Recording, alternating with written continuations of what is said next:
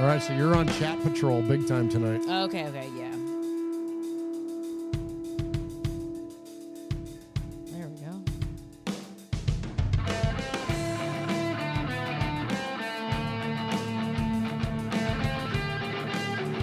Nobody's in the chat. Just me. Smart.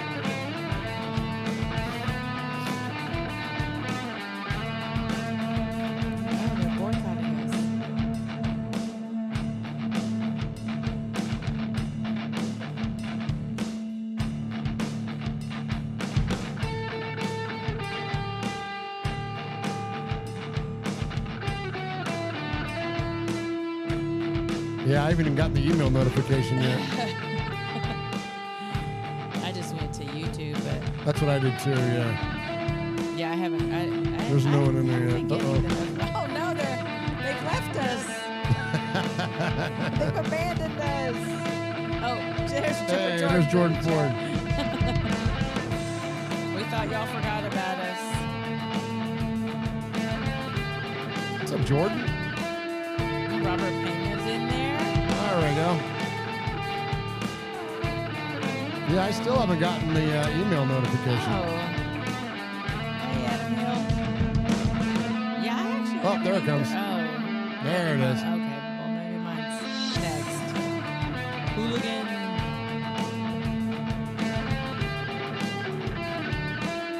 Yeah, same, Jordan. Meow.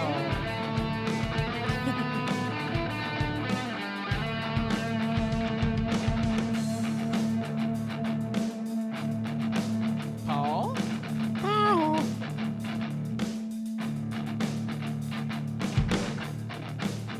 Johnny Kick Nuts? Oh, thank you, John Rodriguez. Yeah, thank you. Let's see. This is episode number 389 of Raiders Fan Radio. Welcome to the show. Or sorry. What's up, guys? Rich Incognito, Las Vegas Raiders. I'm here at Raiders Fan Radio. Let's go, Raiders. Woo! Hey, it's Mike Garafolo, NFL Network here in the home office, and you are listening to the Raiders Fan Radio podcast, taking that lighter journey into the dark side with Murf, Swag Jeff, and Michelle. She's got great hair. It's a little pink, it's a little purple, whatever it is. I'll tell you what, if I could grow it, I would sign up for that color today. So listen to her and the entire crew as they give you all the information on the Raiders on the podcast that benefits the One Nation Foundation. It's a great cause. It's a great pod. Tune in, turn it up. Here it comes. All that Raiders info and takes coming at you right now. Jackpot, baby. Raiders Fan Radio. Oakland, L.A., Oakland, Vegas, Raider Nation, wherever, forever. You got your old Uncle Mosh and Raiders Fan Radio from Murf's Man Cave, taking a lighter journey into the dark side. Sit back, put your feet up, pop a top, and enjoy the ride. Here we go! Look left, look right, Paletnikov, a leaping pass, touchdown! We miss you, we love you, and we'll see you in the Hall of Fame. When you have great coaches, then after you have great coaches, you get great players. You have a great organization, and you tell them one thing: just win, baby. Way up the middle, intercepted Filipiano at the 50, time running down. Oakland football, and I think Oakland victory. The Oakland Raiders have scored on the most zany, unbelievable, absolutely impossible dream of a play. Well, I love this team. I think this team can win. I think this team can win. You are listening live to Raiders Fan Radio. Take it away, guys. Why, thank you, Brett Musburger. What is up, Raider Nation? Your buddy Murf back once again for what we trust will be a fantastic episode of Raiders Fan Radio where we talk about the worst team in football. Yay!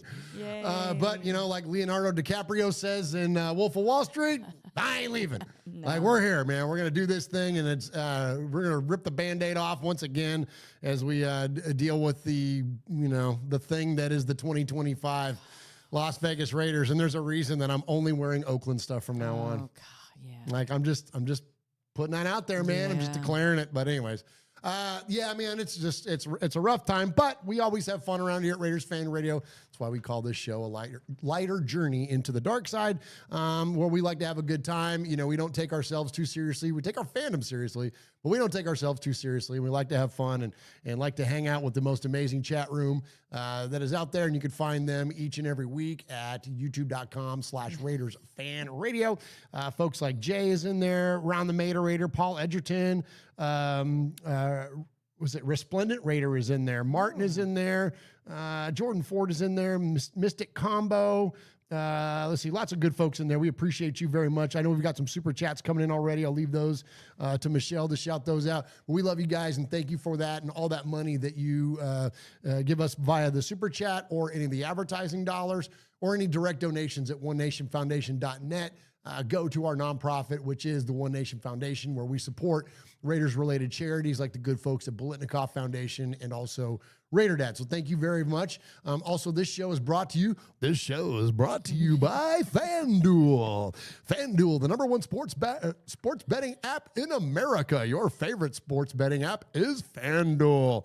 That's right. So thank you to the good folks at FanDuel for their support of Raiders Fan Radio. And I've got some FanDuel odds we're going to get to later on. No Raider game this week, but I've got a few other NFL games that I think might be tantalizing for those of you that are in the betting. What am I trying to say? The betting not tendency, but you're the betting sort.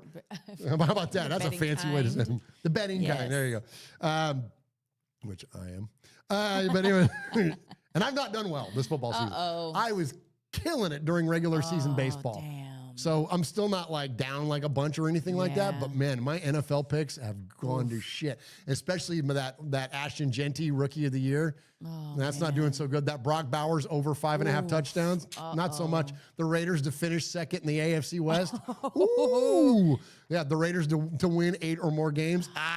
Nah. They owe you restitution. Oh my gosh, I'm telling you. Something. But the good news is I made all those bets based on the winnings I had from baseball. Oh, okay. Okay. Yeah, you know what I mean? So those things aren't going to cash in, but it was all on baseball proceeds. So, but anyways, you must be excited with the Dodgers making it again. Huh? Oh my gosh, man. You got one team root for. I got At the least Warriors. I have that. I got the Warriors. You got the Dodgers. You know what I mean? At least you got something to root for. Anyways, we appreciate the good folks at FanDuel. And also, too, we appreciate the good folks at the Believe Network.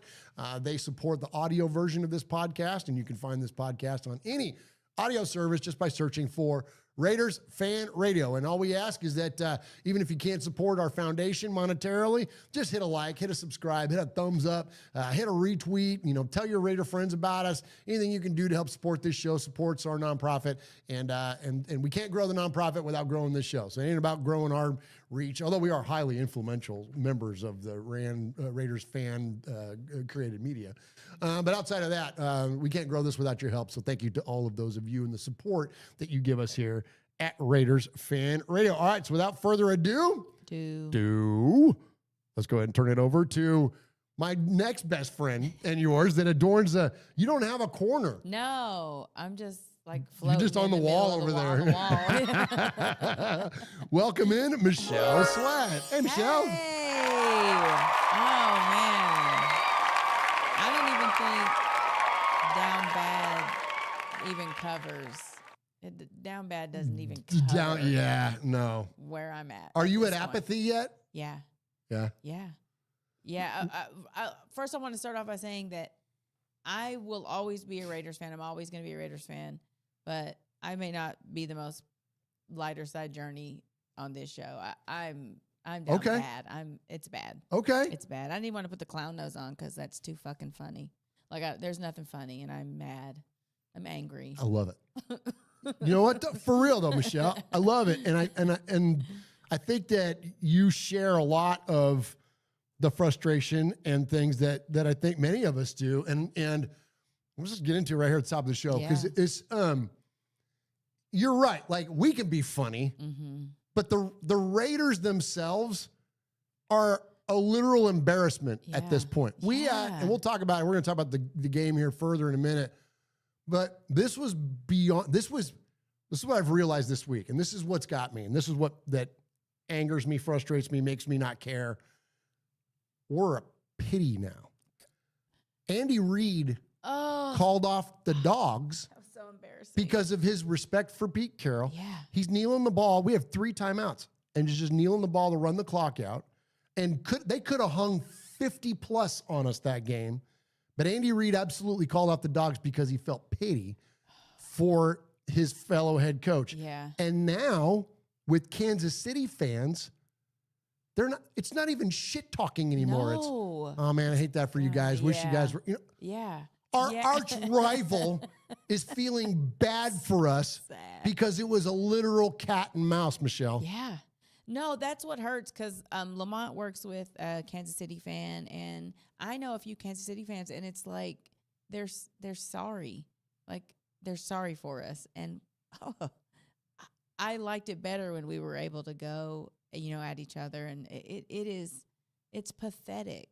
My football team is pathetic, and that we give everything to them. We give our heart every Sunday, Monday, Thursday, whatever night they're playing. And what do we get in return? We get embarrassed, and that's not fair. That's not fair to Raider Nation, and I'm pissed. Thank you, Michelle. Well said. Well said.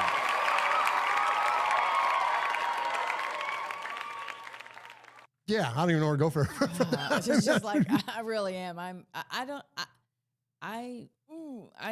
don't even know if I'll watch another game this season. I was going to say, if it weren't for the fact that you do the show, would you just be completely tapped out at this point? Yeah, because I've tapped out before, and for my mental health a long time ago, like years ago, and tapped back in. And, I do that not regularly. Well, yeah, because they fucking suck so long. Yeah, pretty regularly I'll tap out. But now that I'm on the show, I'm like, oh, God, I really have to stay tapped in. And that's hard. It's hard. It's hard to stay tapped in. Well, like Mo Moten had a post this week, and he was asking about that. He was like, how many of you out there are still going to watch the game start to finish? And I'm like, sicko here checking in. You know what I mean? I'm like, yeah, I will,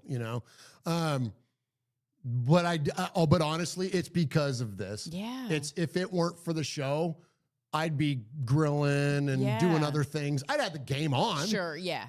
But I wouldn't sit there and watch it intently, snap in, snap out, start to finish, because then I got to do the post-game show with Scott and all that kind of stuff. So I got to stay locked into a certain level. Right. But outside of that, Michelle, I'm with you. I would definitely be on the outside looking in on that. I've even thought about, we've got this trip coming up in Vegas where we're scheduled to go to the last game of the year against Kansas City. And I'm even thinking now, I'm like, I don't want to go. No. I really don't want to go. I don't want to give the Raiders organization right now my money. Exactly. Yeah. A Graf had a thing. He was talking about it the other day about passing by the freaking Raider image in the airport. Every trip to Vegas, I always make a trip. And that's where we met Jim Otto in there. Yeah, absolutely. We always make a trip into that Raider image. Yeah. I ain't going this year. No. I'm not getting my money. No. Well, because I feel like at this point, that's all Mark cares about. He's getting his bag. He's got the aces. Like, if the Raiders are good, great. If they're not, I'm still making my money. It's just so hard to tell that he cares at all. It just, I don't know.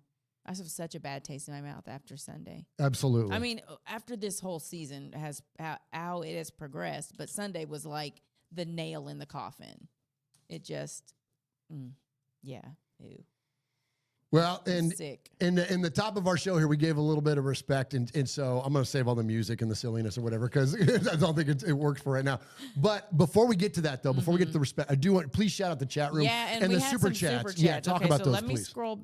Okay, it didn't let me scroll back very far. Hold on. Oh, no. Okay, yeah, it did. Okay. Okay, good. John Rodriguez with a $2 super chat. Thank you, John. You guys and gal are freaking awesome. You're Thank awesome, you. John. Thank you. And Jay Morris became a member. Oh, he became a member. And then he gave a $5 super chat and said, I want to be traded. Thank you, Jay. Thank you, brother. And then John Rodriguez with a $10 super chat. Mark my words, Murf, if Pete Carroll continues to criticize JPJ in public and he continues to talk favorably about Geno, I can tell you that JPJ is going to beat the crap out of Pete Carroll and then ask for a trade. Oh, well, then that'd be fun to watch.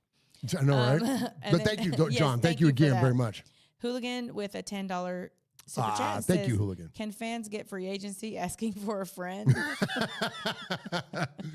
I think that was the last one. Okay, thank you, Hooligan. We Oh my appreciate gosh. all of those of you in those super chats. Thank you. Yeah.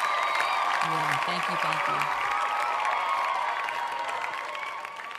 All right, so let's give it a little bit of respect because this kind of feeds into exactly what we were talking about there, going to games and whatnot. I want to give much respect to becoming friend of the show now, Pastor Mike behind bars. Yeah. Pastor Mike is a frequent caller and a contributor over at Silver and Black Today, and so we've started trading paint a lot on Twitter. Like we talk a lot on Twitter and stuff, and just kind of like we were actually on an episode of Silver and Black Today together and whatnot. But anyways, so we've been just trading messages here and there, and one of the things that he said on the last Silver and Black Today show was, "I'm selling my season tickets." And I'm going to preferably sell them to opposing team fans. And I'm calling my ticket rep and I'm telling them why I'm doing what I'm doing. And I was like, oh my gosh, you go, Pastor Mike. Yeah. And so, because I've been very adamant and I've said on this show, like, I will never tell anybody what to do with their money. That is your money and I'm not here to manage your money. You do with it what you want, and I'm a capitalist at heart, and if you want to, whatever ways you can find to make money, knock yourself out. I'm not going to begrudge anybody for selling their tickets, nor selling them to opposing teams' fans. That's up to the Raiders to get Raider fans in there. It ain't up to the individual ticket holders, okay? So, but I've always felt that way, that like, but if you are going to sell your tickets, just try to find some Raider fans. Yeah. Help out Raider Dad. Like, do something that's like, let's just sport the spirit of what it is. I've completely changed my tune with that now. The only way we're ever going to enact any kind of change with this football team is to hit them in the pocketbook. And the only ways we're able to hit the Raiders in the pocketbook is stop going to the Raider image, stop ordering shit online, stop going to games, and go ahead. Make it a home game for other teams. It already is practically that anyways. Yeah. But let Mark, who obviously doesn't like that, but let that last game in Kansas City be 80% red. Oof. Let's go ahead. Make it 90% red. You think maybe you get a message then? Mark, Tom, John, whoever else? Yeah. Doesn't matter to me. I don't give a shit. Sandra Douglas Morgan, somebody in the organization has got to get the message that Raider fans are checking the fuck out. We are fucking over this football team. And save me your goddamn excuses. Save me the offensive line or Pete or Gino or what. It's an organizational failure at this point. That's where we have arrived, Michelle. Absolutely. Yeah, because it's been too long with too many head coach changes, offensive coordinator changes, quarterback change, whatever it is changing, it stays the same.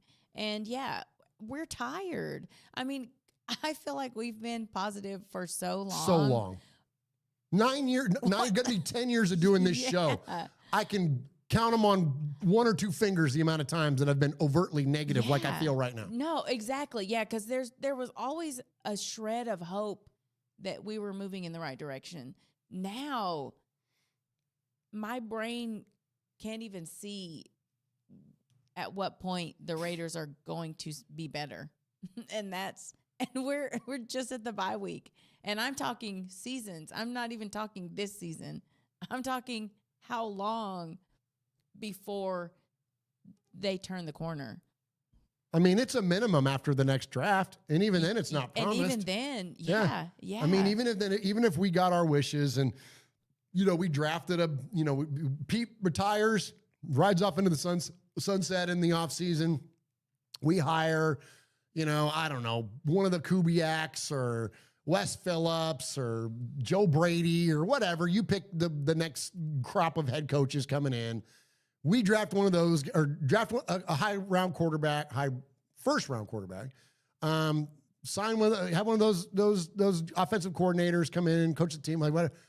They're still gonna be 2 years, whatever. But I think that's one thing that would at least get my attention and at least hold it fairly, is that if we did have a young rising prospect to lead the team and whatever, a young head coach to do that, to jive with Spytech, actually have a draft that made sense. Like if those kinds of things would begin to bring me back. Yeah. But this whole shit that we went through this last offseason, after we firmly declared at the end of last season, we weren't going to get sucked in again. And sure as shit, we got sucked in. Yeah.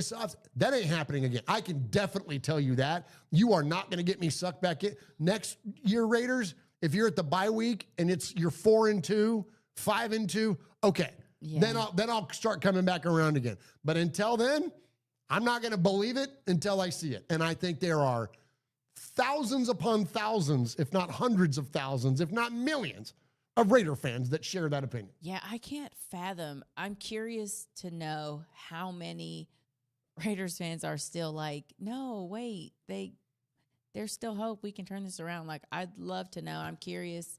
No, we have a lot of emails. None of them are they sound like we do. So I'm curious about the phone calls because I know we have some really positive listeners, and I'm curious at what point do you say, because I'm a really positive person. I always believe at the end of the last show, my clown ass was like, the Raiders can beat Kansas City. Like, I really believe they could. I do not believe I don't believe in them anymore. Like that game, I believe, may have broke my spirit because I don't, and I won't. And if y'all hold my feet to the fire, if you hear me saying any shit talking about, I really think we can remind me of this moment because I really don't. I'm like you. It's going to take a lot to prove to me to start bringing my hope back because, damn. It's like when you get lied to by a loved one, you know, it's like when you get lied to, it's like, okay, like I forgive you,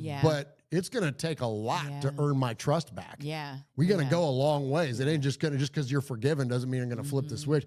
I'll forgive the Raiders at the end of this year, but you ain't earning my trust back until you start putting some W's. Yeah. Start putting a lot more numbers in the left column than you do the right column. And then I'll start to believe again. But until then, man, and I'm the same, like hold us to this stuff because it's just, you know, and I'm not saying we're going to be sad sacking all the time or none of that kind of shit because we are inherently positive people. Yeah. And if there are things that happen on the field that are positive, if Brock Bowers starts setting single game records because of a performance or Geno turns it around and throws for 400 yards and 4 touchdowns or whatever, I'll applaud that. I'm not going to not root for the Raiders. I mean, I want them to be successful. Yeah. But I'm not going to sit here and tell you they're going to be anything other than exactly what they are at any given moment. Yeah. That's the thing. All the freaking hype, all the like, we're going to do this and we're going to do that. We've heard it now from one too many guys. And that's the thing that I think a lot of these coaches where these messages start to fall on deaf ears is that this may be the first time you've been part of Raider Nation, Pete Carroll. Yeah. But we have been doing this shit for, in my case, going on 53 years. Yeah. I've been on this planet, and I've been a Raider fan as long as I've known they were a thing. So, like, I've been through Dennis Allen. I've been through Mike White. I've been through Lane Kiffin. I've been through, you know what I'm saying? Yeah. Antonio Pearson, Josh McDaniels, and Art Shell 2.0, and, you know, freaking Shanahan and, you know, Joe Bugle. I mean, freaking Norvell Turner. Like, I mean, we can go down. I mean, I've been ride or die through all of that. Yeah. So, like, this may be a blip on your radar, Pete, at 74 years old. It's a lifetime for us. Yeah. So, yeah. Sorry if you don't care for the way that we choose to respond to it. You know what I'm saying? I mean, he even seems out of touch with what he's saying. Like, he can't possibly believe the things he's saying. It is, I don't even like hearing him talk because I'm with you. I'm over Pete. Yeah. Way over Pete. Way over Pete. Yeah. Bye. He's full of shit. You can fire him at the bye week. I don't care. Like, I don't care. Yeah, he's full of shit. Yeah. He's full of shit. And people are like, oh, himself. And I hear this sentiment too, be like, oh, you can't do that to a Hall of Fame coach. Yes, you can't do it. Yes, you can. Yeah, you can. He's awful. This football team is awful. Yeah. If he was a Hall of Fame coach, our team wouldn't look like this. Even you know what I'm if he saying? was a Hall of Fame coach, he's certainly not producing. So if you're not producing, bye. This is a results-driven business, man. I'm sorry. Yeah. Like, you know, and then there's the whole like, oh, it takes time crowd and all that kind of. Okay.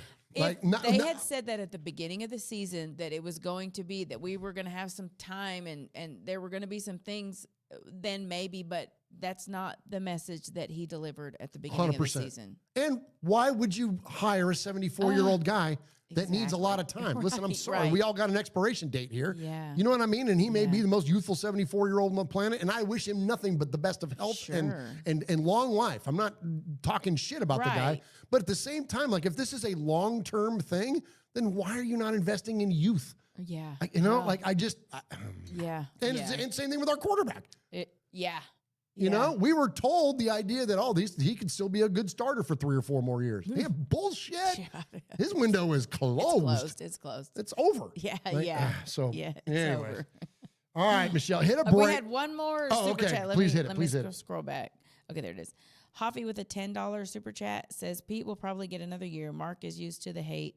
However, he isn't prepared for the apathy that will come if we are at the same place this time next year. Man. Oh, my God. And what was that super chat? Was that $10? It was $10, yeah. Thank you so much. Thank you. Hey, Big Pete Scott, former Los Angeles Raider. Yeah, back in the old days, baby. And you're listening to Murf and Uncle Mosh, who happens to have the same hair as me. Check it out, Raiders Fan Radio.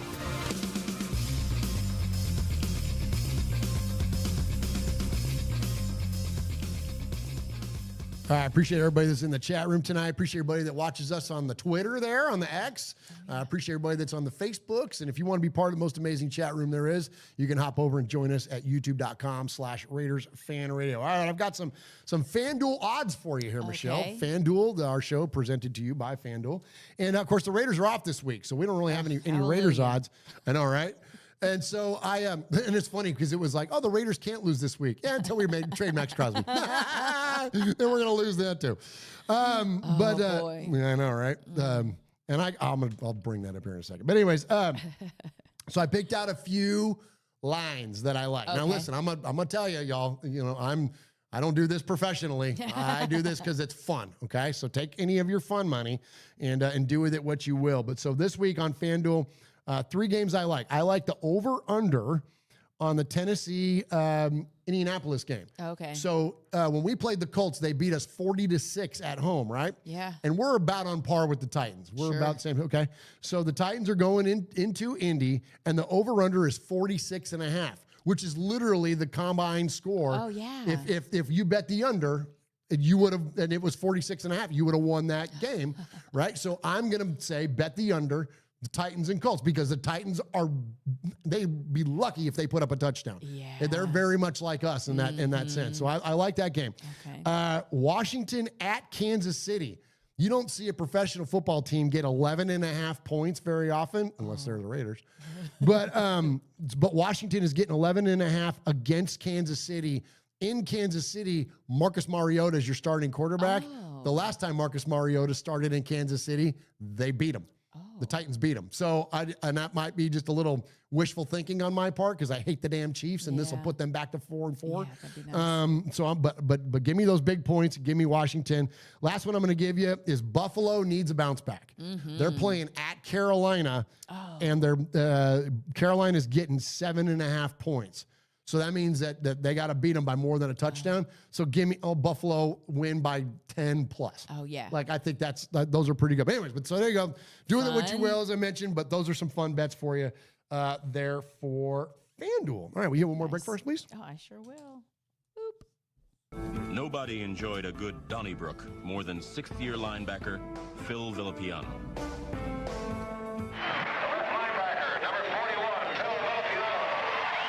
This is Phil Villapiano, and you're listening to Raiders Fan Radio. All right. I got a little housekeeping. Okay. So I might start a new segment. I'm not going to because I don't like to talk at anybody or preach to anybody. But we are going to call this the Podcast Dad segment. Oh, okay. Okay. Some of you are going to catch a little bit of a scolding from Dad over here. Podcast Dad. Okay, from Podcast Dad. So since the Max thing was the most recent thing that came up, I got a lot of, because I was invested. I was working from home the other day. I was invested on this thing. It's going all over the place. we're having conversations behind the scenes. You know, I'm not trying to be like a name dropper here. So, but just know that it was on the radar in a big, big way. This whole trade Max Crosby thing. And of course, you know, and I'm like, he is the Raiders right now. He's the closest thing that we have to anything that resembles what it is to be a Raider. So I don't want to see him traded from our football team. But at the same time, is there a business sense that makes sense? Is it better for him? Is it better for the team? Is there a mutual thing?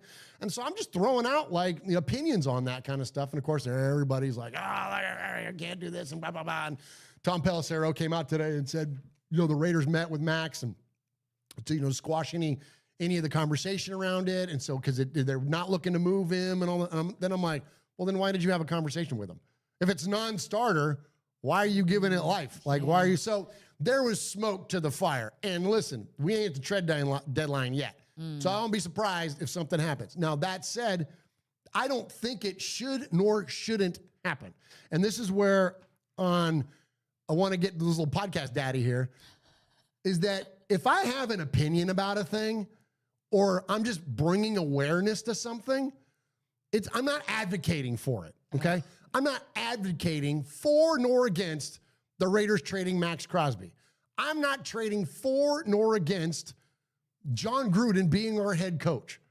I'm not advocating for nor against Derek Carr coming back to the Raiders. I am not advocating. I am bringing awareness to stories that come up for conversation, because that's when this show is at its best, is when we're conversational. So it's whether it's I'm on Silver and Black today, in the moment, in my feelings, in my emotions, because we just got smoked on national TV, or it's here after my brain can settle down a little bit and I can freaking think a little bit more clearly. Either way, I'm not trying to be right. I just got an opinion about a thing and I'm just bringing it up. So like we had a caller this week unload an angry tirade full of F-bombs directed at me and my opinion, not only my opinion, but my bringing up the idea about John Gruden coming back. I'm not advocating for it.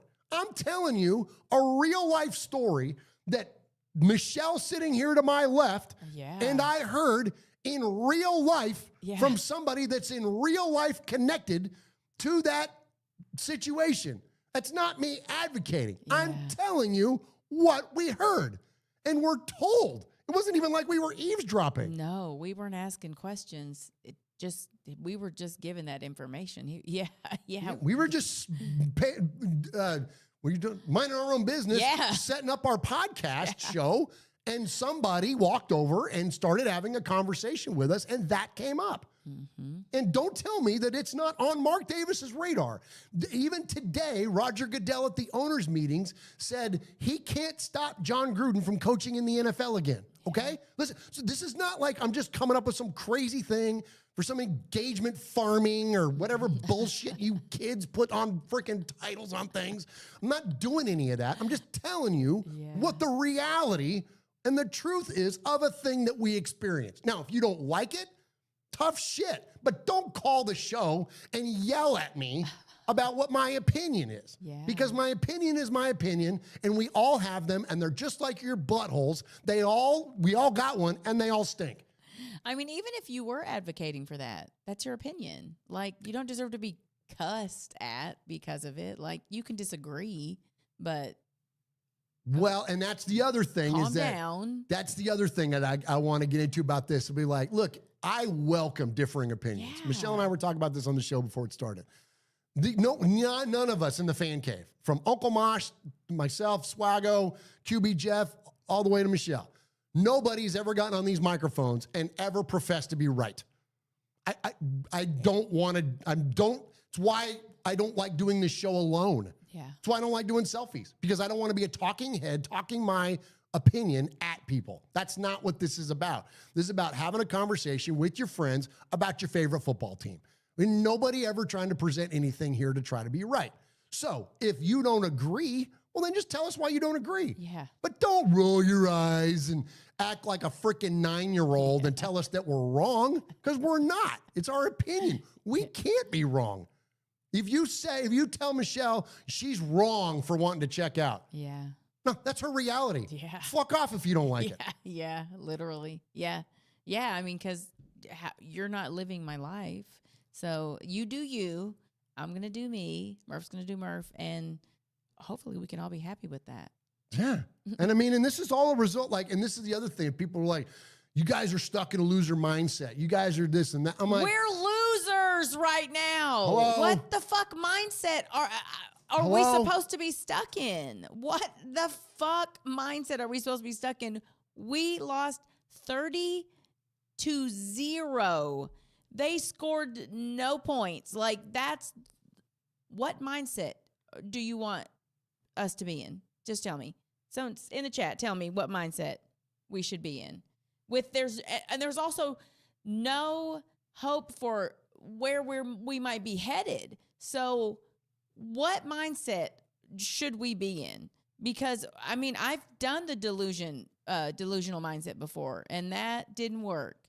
Because that can only work in my life. I can't be delusional for the Raiders. So you tell me what mindset we should be in. 100%.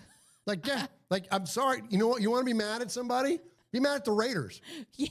For turning in. For making me like this. Yeah. Because we are inherently positive people. And this is what this team has brought us to. They've done. Don't get mad at us.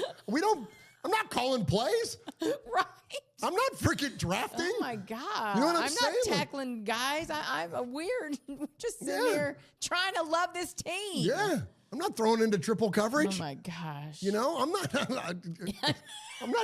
like, well, don't get mad at me. I'm saying that our team sucks.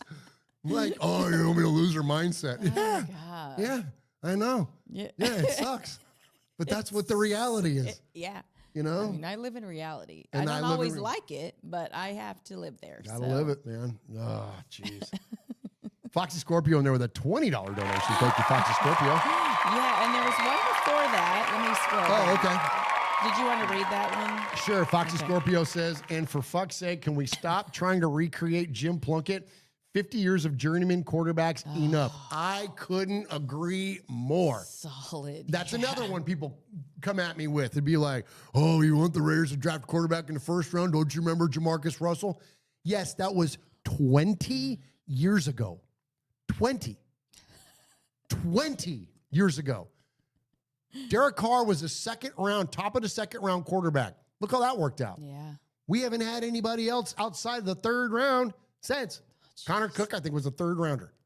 Maybe. He might have even been a fourth. I can't remember. But anyways, point being, though, we did it once. And that was the first time we had done it since, God, I don't even remember. Todd Marinovich, maybe? Oh, like, how many times have we actually tried to? It's the only thing left. Yeah. We've literally tried every other combination. The only combination we haven't done is drafting a high-level first-round quarterback and an offensive-minded young head coach. We haven't done it. Yeah. Haven't done it. Didn't even do it with Gruden. And he was a young, fiery offensive head coach, but he had a journeyman quarterback. Like, literally. Like, the last time, and I don't even know who the offensive coordinator was during Stabler, but even Stabler was a second-rounder. Oh, yeah. You know what I'm saying? Yeah. Like, we literally have never done this. Darryl LaMonica was traded for. You know, he was a journeyman quarterback at the time that he played for us. One of our all-time greats. Yeah. You know, same thing, Jim Plunkett. Made a move to bring him in. You know, like, we've never done it. So let's on top of the fact that was a different NFL. Way different NFL. So yes. We can't keep bringing that up because it was different. It was Just different. Yeah, so I'm with them. Thank you for that. Yeah, John Rodriguez had a $50. Woo! And he says, damn, John, thank you. Yeah. He said, Murph, I'm going to enjoy watching every game from here on and enjoy watching my Raiders get their asses handed to them every week just to see what lying BS that'll come out of his lying mouth and continue to give praise to Gino. I'm 52, Raiders for life till I die. Oh, man, right on, man. Thank you. Oh, and then Yoshi gifted 5 memberships. Ah, thank you, Yoshi. Yeah. And if you want to become a member, you can do that. You can, it's $5 a month. And you get a bunch of cool emojis and get your name in green and a bunch of cool stuff in there. But man, thank you for those. Very, very, very kind. Yeah, thank you. Wow, raising a lot of money tonight, man. That's awesome, man. Thank you very much. 100% of that money, as you guys know, will go to the One Nation Foundation. We thank you so very, very much for that. Well, yeah, man, that's just Anyways, there's enough podcast data. I don't want to be preaching at you guys. But anyways, whole point being, but for sure though, like, listen, we're already using salty language here around here tonight. I don't mind the some F-bombs and stuff, but don't be angry. Like, don't do that. Don't, and especially directed at anybody and on the we show. get it. You're angry. We're all angry. We're all angry. But find somewhere productive to direct your anger, not at us. Yes. Go scream into a pillow. That's right. Yeah. There you go. Yes. All right. Let's hit a break and talk about something fun like Halloween. Yes.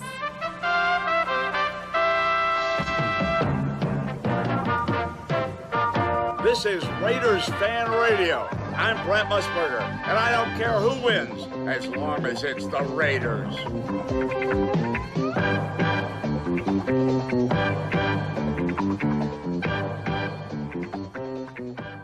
All right, I appreciate all of those of you that are joining us live here tonight for this episode of Raiders Fan Radio. All right, so before we get into all the fallout from all this game and all this nonsense, we're going to talk about something kind of fun.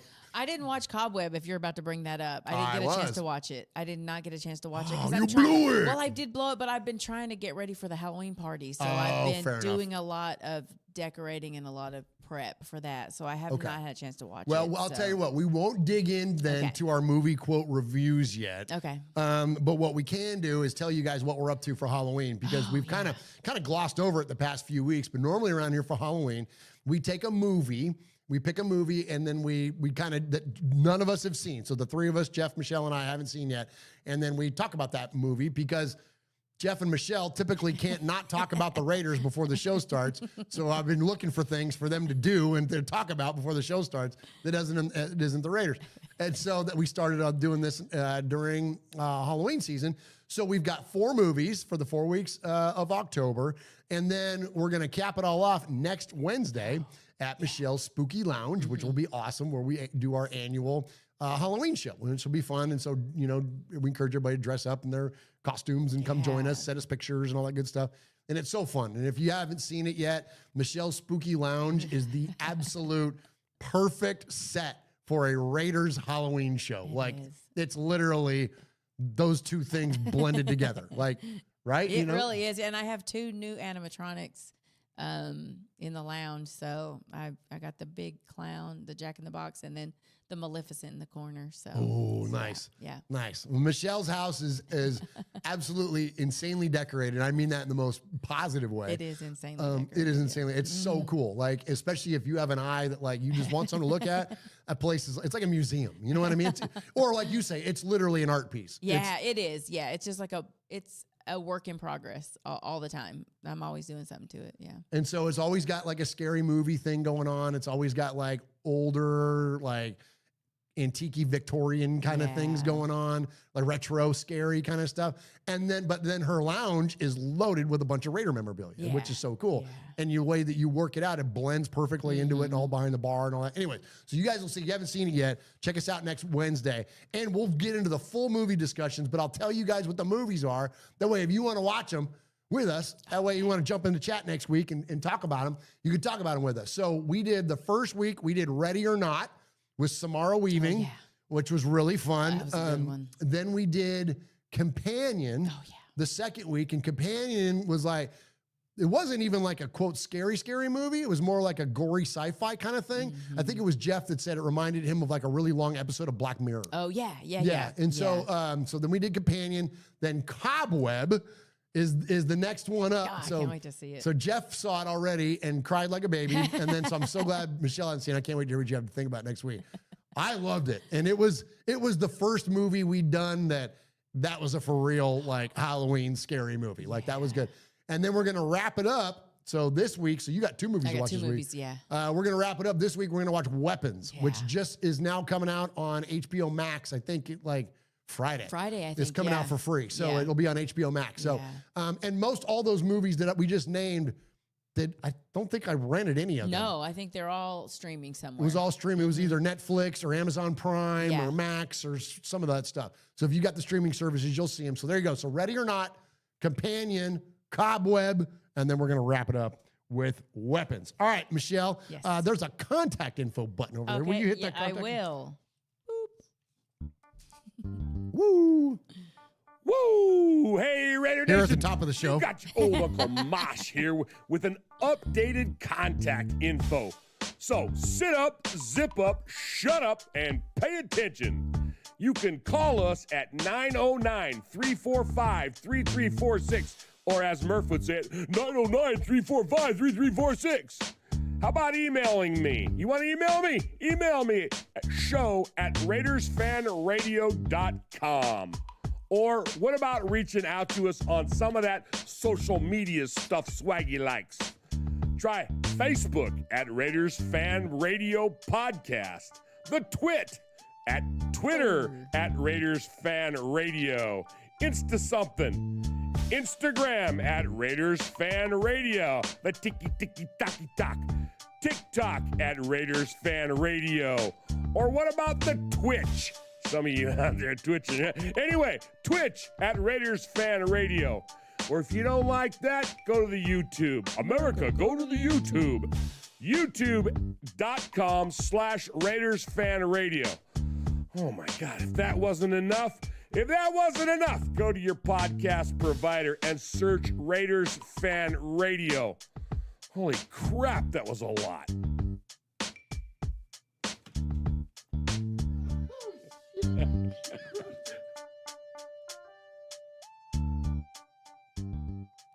Good. Oh, nailed it. Nailed it.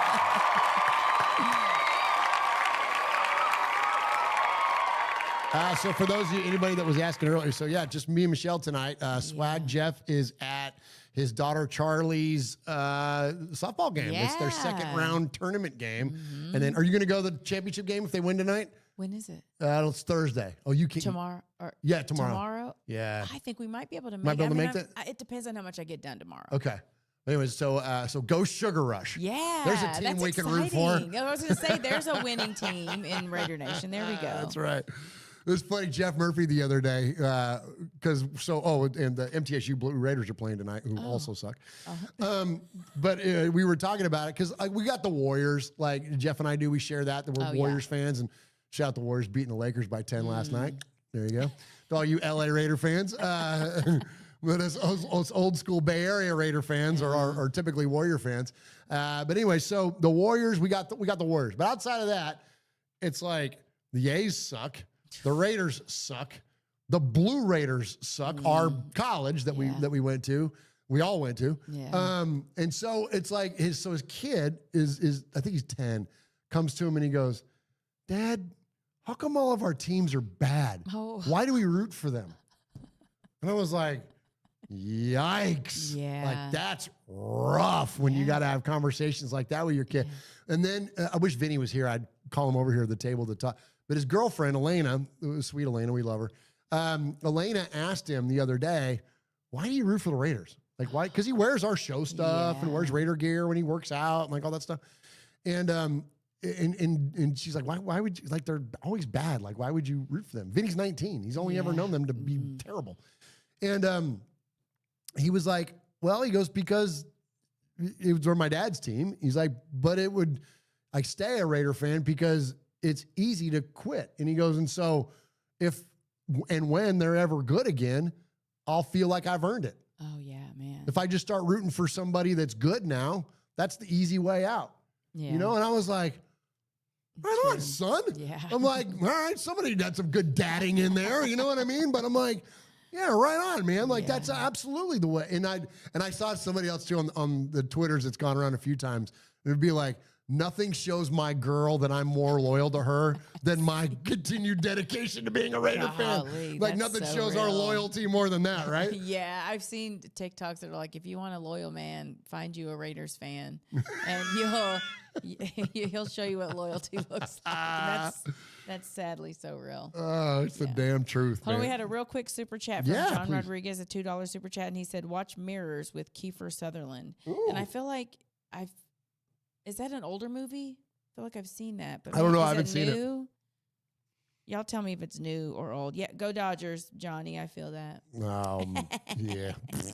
I hate the damn Dodgers so much, man. Kirk Gibson stole my soul when I was 16 years old. It's so funny because it's like, that is one of the cool dynamics I actually do enjoy about Raider Nation is that, I don't want to say the majority, but like there's so many Raider fans that came from either the Bay Area or Southern California. And I know Raider Nation is global and we have wonderful folks globally. Like they're in our chat right now with Paul and Martin and guys and Rico and whatever. There are people all over the globe that root for this team. So I'm not suggesting by any means that there's any lesser than or anything. In fact, I kind of have I have an utmost respect for those folks that didn't grow up in the Bay Area or Los Angeles, that actually found this on their own, where it was like, I didn't have a choice. Yeah. Like it was just, I was going to be a Raider fan. You know what I mean? Unless the family gene mutated in a really crazy way, like my brother.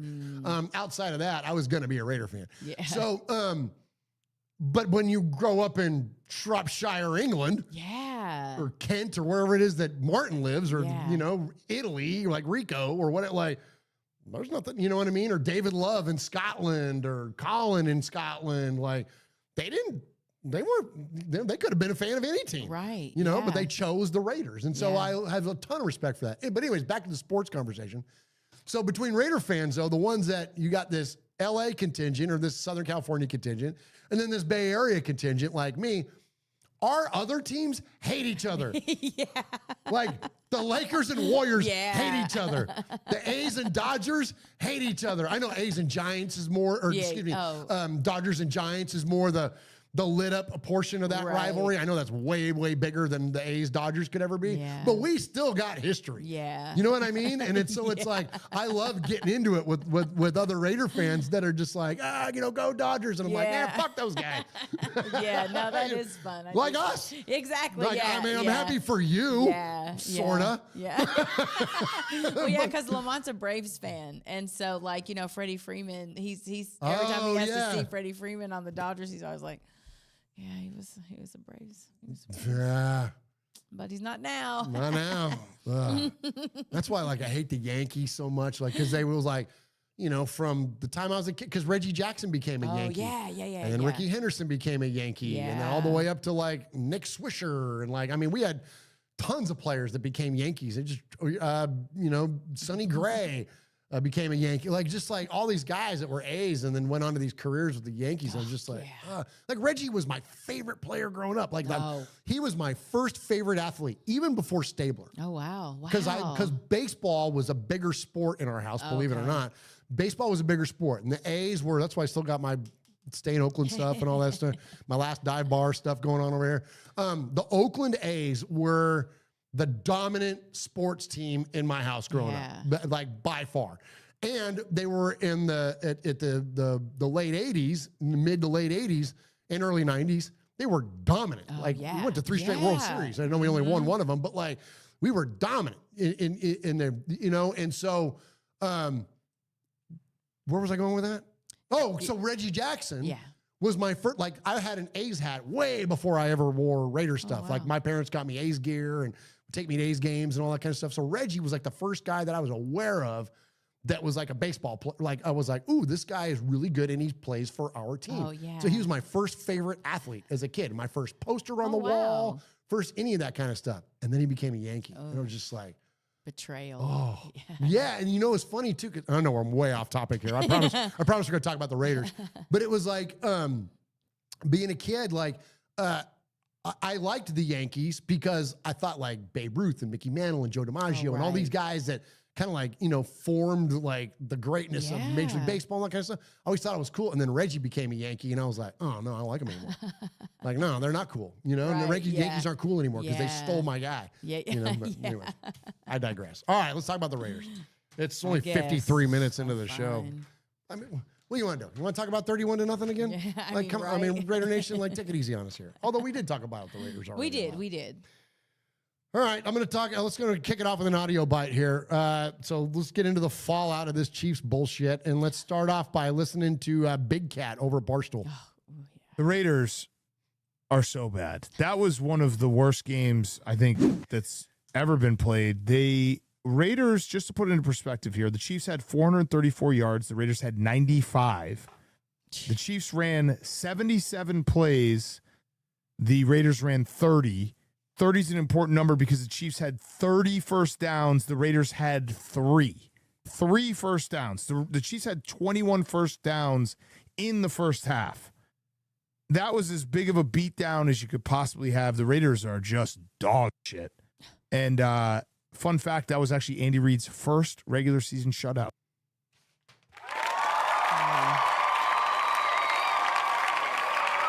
How about that? How embarrassing.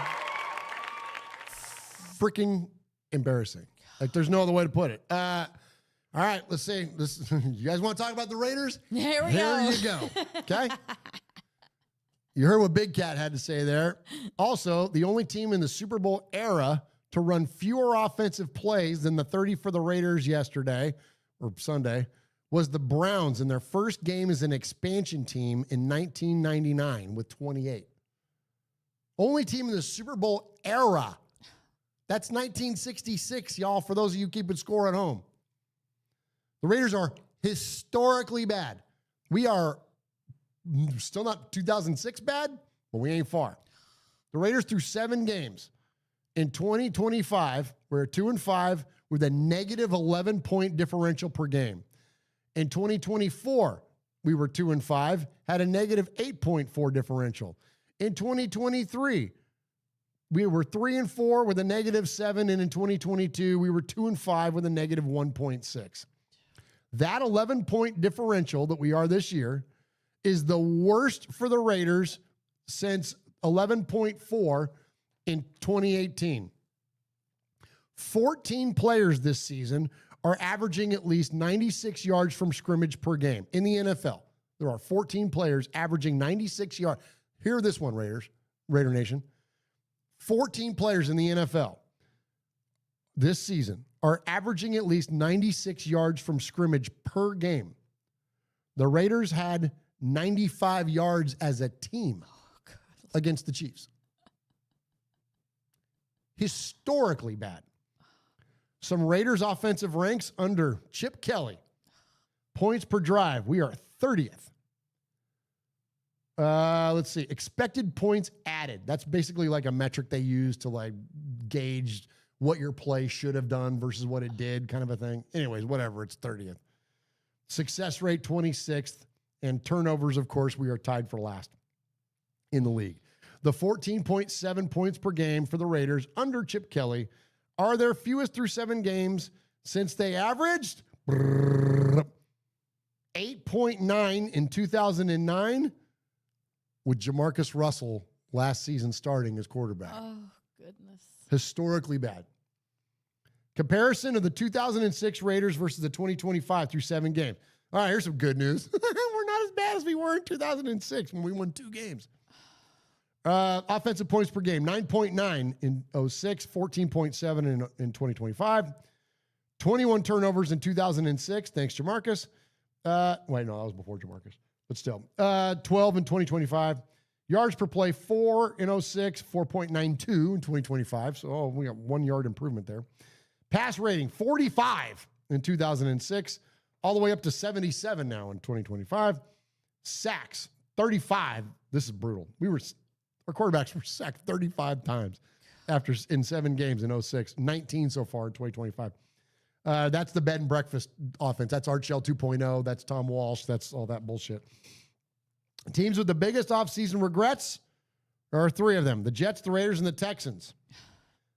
The Raiders rank 7th in total average per year of new contracts signed. So for those of you that say the Raiders didn't do a lot in free agency, we were 6th in new contracts signed, over $2 million at a total of $139.4 million. The Jets are 7th at 138. Or no, excuse me. The Jets are 8th at 134, and the Texans are 7th at 138. So literally, we were in the top 10 with those other 2 teams in investment in the offseason, and we're 2-5. Now, granted, those numbers can be skewed because we spent how much on Geno? $80 million, $70 million. I can't remember what it is off the top of my head. Too much. Too much on Geno, and here's why. Coming at you with the facts. Not opinions. I'm coming at you with the facts about the Raiders. A lot of people out there want to point the offensive line when it comes to the passing game. tell us how much it is. Geno he does not get enough protection. Offensive line's not holding up, right? It's a very common theme amongst a lot of fans. It's wrong. That opinion is wrong. And I can tell you it's wrong because I have the facts in front of me. This is not an opinion. These are the facts. Opinions can be wrong, like my opinions about things, but when I find things that are real, then you can't argue those. The pass protection ratings composite. So this is PFF, ESPN, any of those metrics companies that throw all that stuff together, and they all have their different ratings and whatever else. Their pass protection ratings composite in the NFL, number 1 on the list is the Broncos with 100 across the board. All the 3 companies they use here, I can't remember what the third one was. I know it's PFF and ESPN. I can't remember the third one. But anyways, so all 3 of them are literally rated 100 for the Broncos. That's how well that Broncos offensive line is playing, okay? Oh, goodness. Next up, of course, Kansas City, okay? They are number 2 in the league. So their average composite is 82. So you got the Broncos at 100. The average composite then for the Chiefs is 82. Next up is the Eagles with an 81, Buffalo with an 80, the Patriots 77, on down the line. Where would you guess the Raiders are, Michelle? And those of you in the chat. Somewhere in the middle. Somewhere in the middle. I think that's fair. So this is just pass protection. How well does our offensive line hold up in pass protection according to all the metrics, the composite of all the metrics? Maybe like 15 or 16. Number 10. Oh, stop. Top 10 in the league in pass protection. I'm not making this up. It's right there. We are top 10 in the league in pass protection. It's Geno. It's Chip. It's Pete. Yeah. You want to start pointing fingers at people? Those are the ones. Jeez. It's right there. And then this is the part that absolutely wrecks my brain. A lot of stuff wrecks my brain about this team. But this one is really high on the list, okay? Snaps per game when it comes to rookies. We are a highly underperforming football team. Yes, we can all agree on that. Yeah. We had 11 draft picks this year. We are number 20 in the league for rookie snaps per team. The Browns are number 1, Jets, Patriots, Niners, because the Niners have to because they got so many injuries. That's another thing. This whole Pete Carroll blaming the failures on Brock, on Brock being out and the injuries. Bro, fuck off. Like, no. All the way off. Mike Shanahan's doing just fine, and they are a morgue over there. Mac Jones is winning goddamn football games, like at a clip here. Like, what are you talking about? Like, don't give us that stupid excuses. But anyways, Titans, Saints, Panthers, yada, yada, yada. Raiders are 20th. Like, why are we not playing young guys? There's 2 things that are confusing to me. It's that the draft, number 1, is just highly confusing to me, Michelle, because they didn't draft the players that they drafted they're not using. Yeah. Okay. So, but then the argument can get pushed back is that, like, well, yeah, but these were developmental guys. Well, then why are you drafting developmental players in the 3rd round? Like, your first 2 rounds should be straight up starters. Yeah. 1 and 2 should be starters, hands down. I know Jack Bash is getting more playing time now, so it's starting to become that way, especially if they trade Jacoby Myers, then he will be. He'll be thrust into that role. But anyway, point being, though, it's had to work into it. 3rd round, not the case. 4th round, 5th round, 6th round, no, that's not the case. So your first 2 rounds should automatically be starters. 3rd round should be likely starters. Dylan Parham was a starter first year. Yeah. You would likely have starters in there. And then 4th, 5th, 6th on the way down become developmental. And then as you get to like 7, it's like, well, lucky if they make the roster kind of a thing. But that's kind of a standard around the NFL. We have completely run against all of that. Other than Ashton Genty, who still is being limited, who got his just, oh my gosh. I said this one thing breaks my brain. No, all this is breaking my brain. Yeah. Ashton Genty got his 2nd carry when we were down by 14 in the 2nd quarter. Oh, God. You're on the road against your arch rival. Yeah. Run the fucking football. This is not Rocket, Michelle, talk, please. I'm sorry. Okay, well, we did have a super chat, so I'm gonna shout all right, that please out. do. Yeah. Justin M said with a $5 super chat says, "Does Mark realize that once the 60, 50, 40-year-old fans get apathetic, the fan base will crater? The OGs are the only ones sick enough to endure this crap," and that is so real. Come on. That is so real. Yeah, that deserves a clap for sure. Because I was talking to Devin today, and he was like, "Are you doing the show?" And I was like, "Yeah, we're doing the damn show." Like, yes, we are doing the show. And we were just talking, and, you know, of course, he didn't watch the game. He doesn't watch the games. He doesn't care. But he just checks in with me to see how, This is your the son, game Devin. went. This is my son, Devin. And it's just, we were talking about how, you know, the only blip that he had was 2016. Yeah. And his wife, you know, Addie, she doesn't quite understand football. It's actually really funny to watch football with her because she's like, "How many games do they play?" Like, I mean, how many games this season? She thinks it's like one game and then that's it. But anyway, yeah, it's sad because the younger generation, there is zero reason. There's nothing for them to hold on to. So what would be the point of staying a fan? It is us who are scraping to keep our families involved with this team. And it's sad because I'm not like putting us in the grave, but as we die off, who's going to carry the torch? I mean, and you're right. And who was that said that? Oh, that was, I had to scroll back up.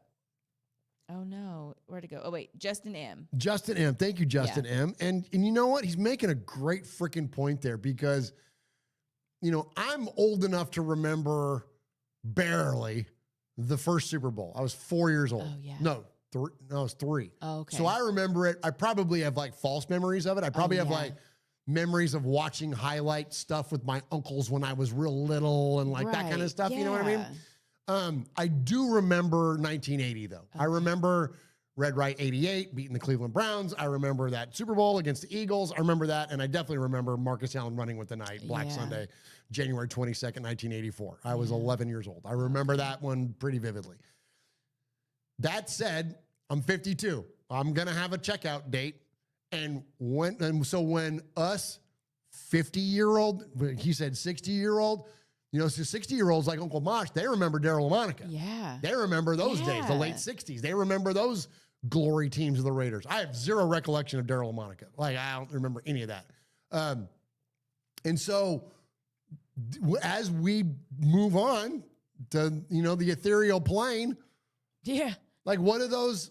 Like, so you have to be born. Jeff was born in 1988. Okay. 5 years after Black Sunday. Oh, wow. Yeah. Yeah. You know what I'm saying? Yeah, because I was 7. I was 7. There you go. Yeah. So if you were born after, what is this, 2025? Yeah. If you're not 40 or older. Yeah. Like, that's crazy. Yeah. I feel like they'll just reminisce. Like, oh, I remember, you know, when my mom or when my dad was a huge Raiders fan. Like, I think that they'll just have the memory of it. Like, I don't think they'll be there's nothing to be diehard about. Like, they're not giving them anything to become a super fan for. Yeah. You know? So I would imagine a lot of kids aren't even watching football, aren't even paying attention to what's going on. You know, it is sad actually, because as we die, a lot of those memories are going to go. Like, not to, you know, get really positive, but, you know, like they're just going to have the memory of us being ridiculous fans. Like, I don't think they'll carry the torch like we do, because for what? To watch their favorite player, Max Crosby, get traded?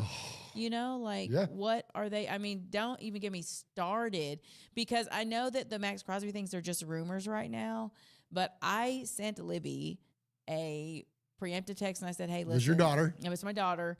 And Max Crosby's her favorite. And I was like, listen, I'm not trying to be dramatic, but I just want to prepare you just in case, because there are rumors swirling around. And like 9 times out of 10, when there are rumors, they usually come to fruition. I mean, I don't want to be a Debbie Downer, but rumors are there. I feel like they're almost always some form of truth in them, and we end up paying the price. So, I mean, These are national guys. It wasn't like you had some, podcast dope like us or whatever get on a show and be like, oh, I'm hearing from my sources that Max Crosby's getting ready. And it's not like that. Trey Wingo was the guy that broke this. Yeah. That guy's been connected to the NFL for a long ass time. Yeah. Like, you know what I'm saying? And I mean, let's be honest. Max Crosby wants to win a championship. Is he going to win a championship with the Raiders in the next, 3 years? No. I mean, no.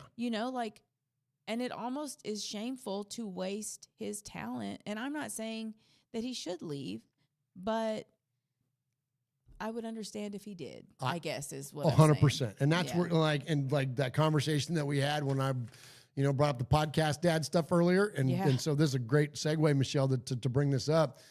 Is that I'm not bringing this stuff up because I'm advocating, okay? So don't hear what I play. Like, there's tons of stuff to do. Like, the salary cap is almost a myth. Like, there is strategy to be involved there, but you can just about make a play. And if you want to get aggressive, you could make it happen. So for the Dallas Cowboys, who are a defense away, they're 3-1. They got a shot to make a run at the division, but their defense is terrible. Yeah. So you put Max Crosby out there to replace Micah Parsons, who they lose in the offseason, that kind of makes sense. Oh, and by the way, when Max Crosby was 11 years old, he moved from Michigan to Colleyville, Texas, right outside of Dallas-Fort Worth. Don't tell me that Max Crosby didn't grow up some sort of a freaking, I know everybody likes to say, oh, he'd be a Lion fan.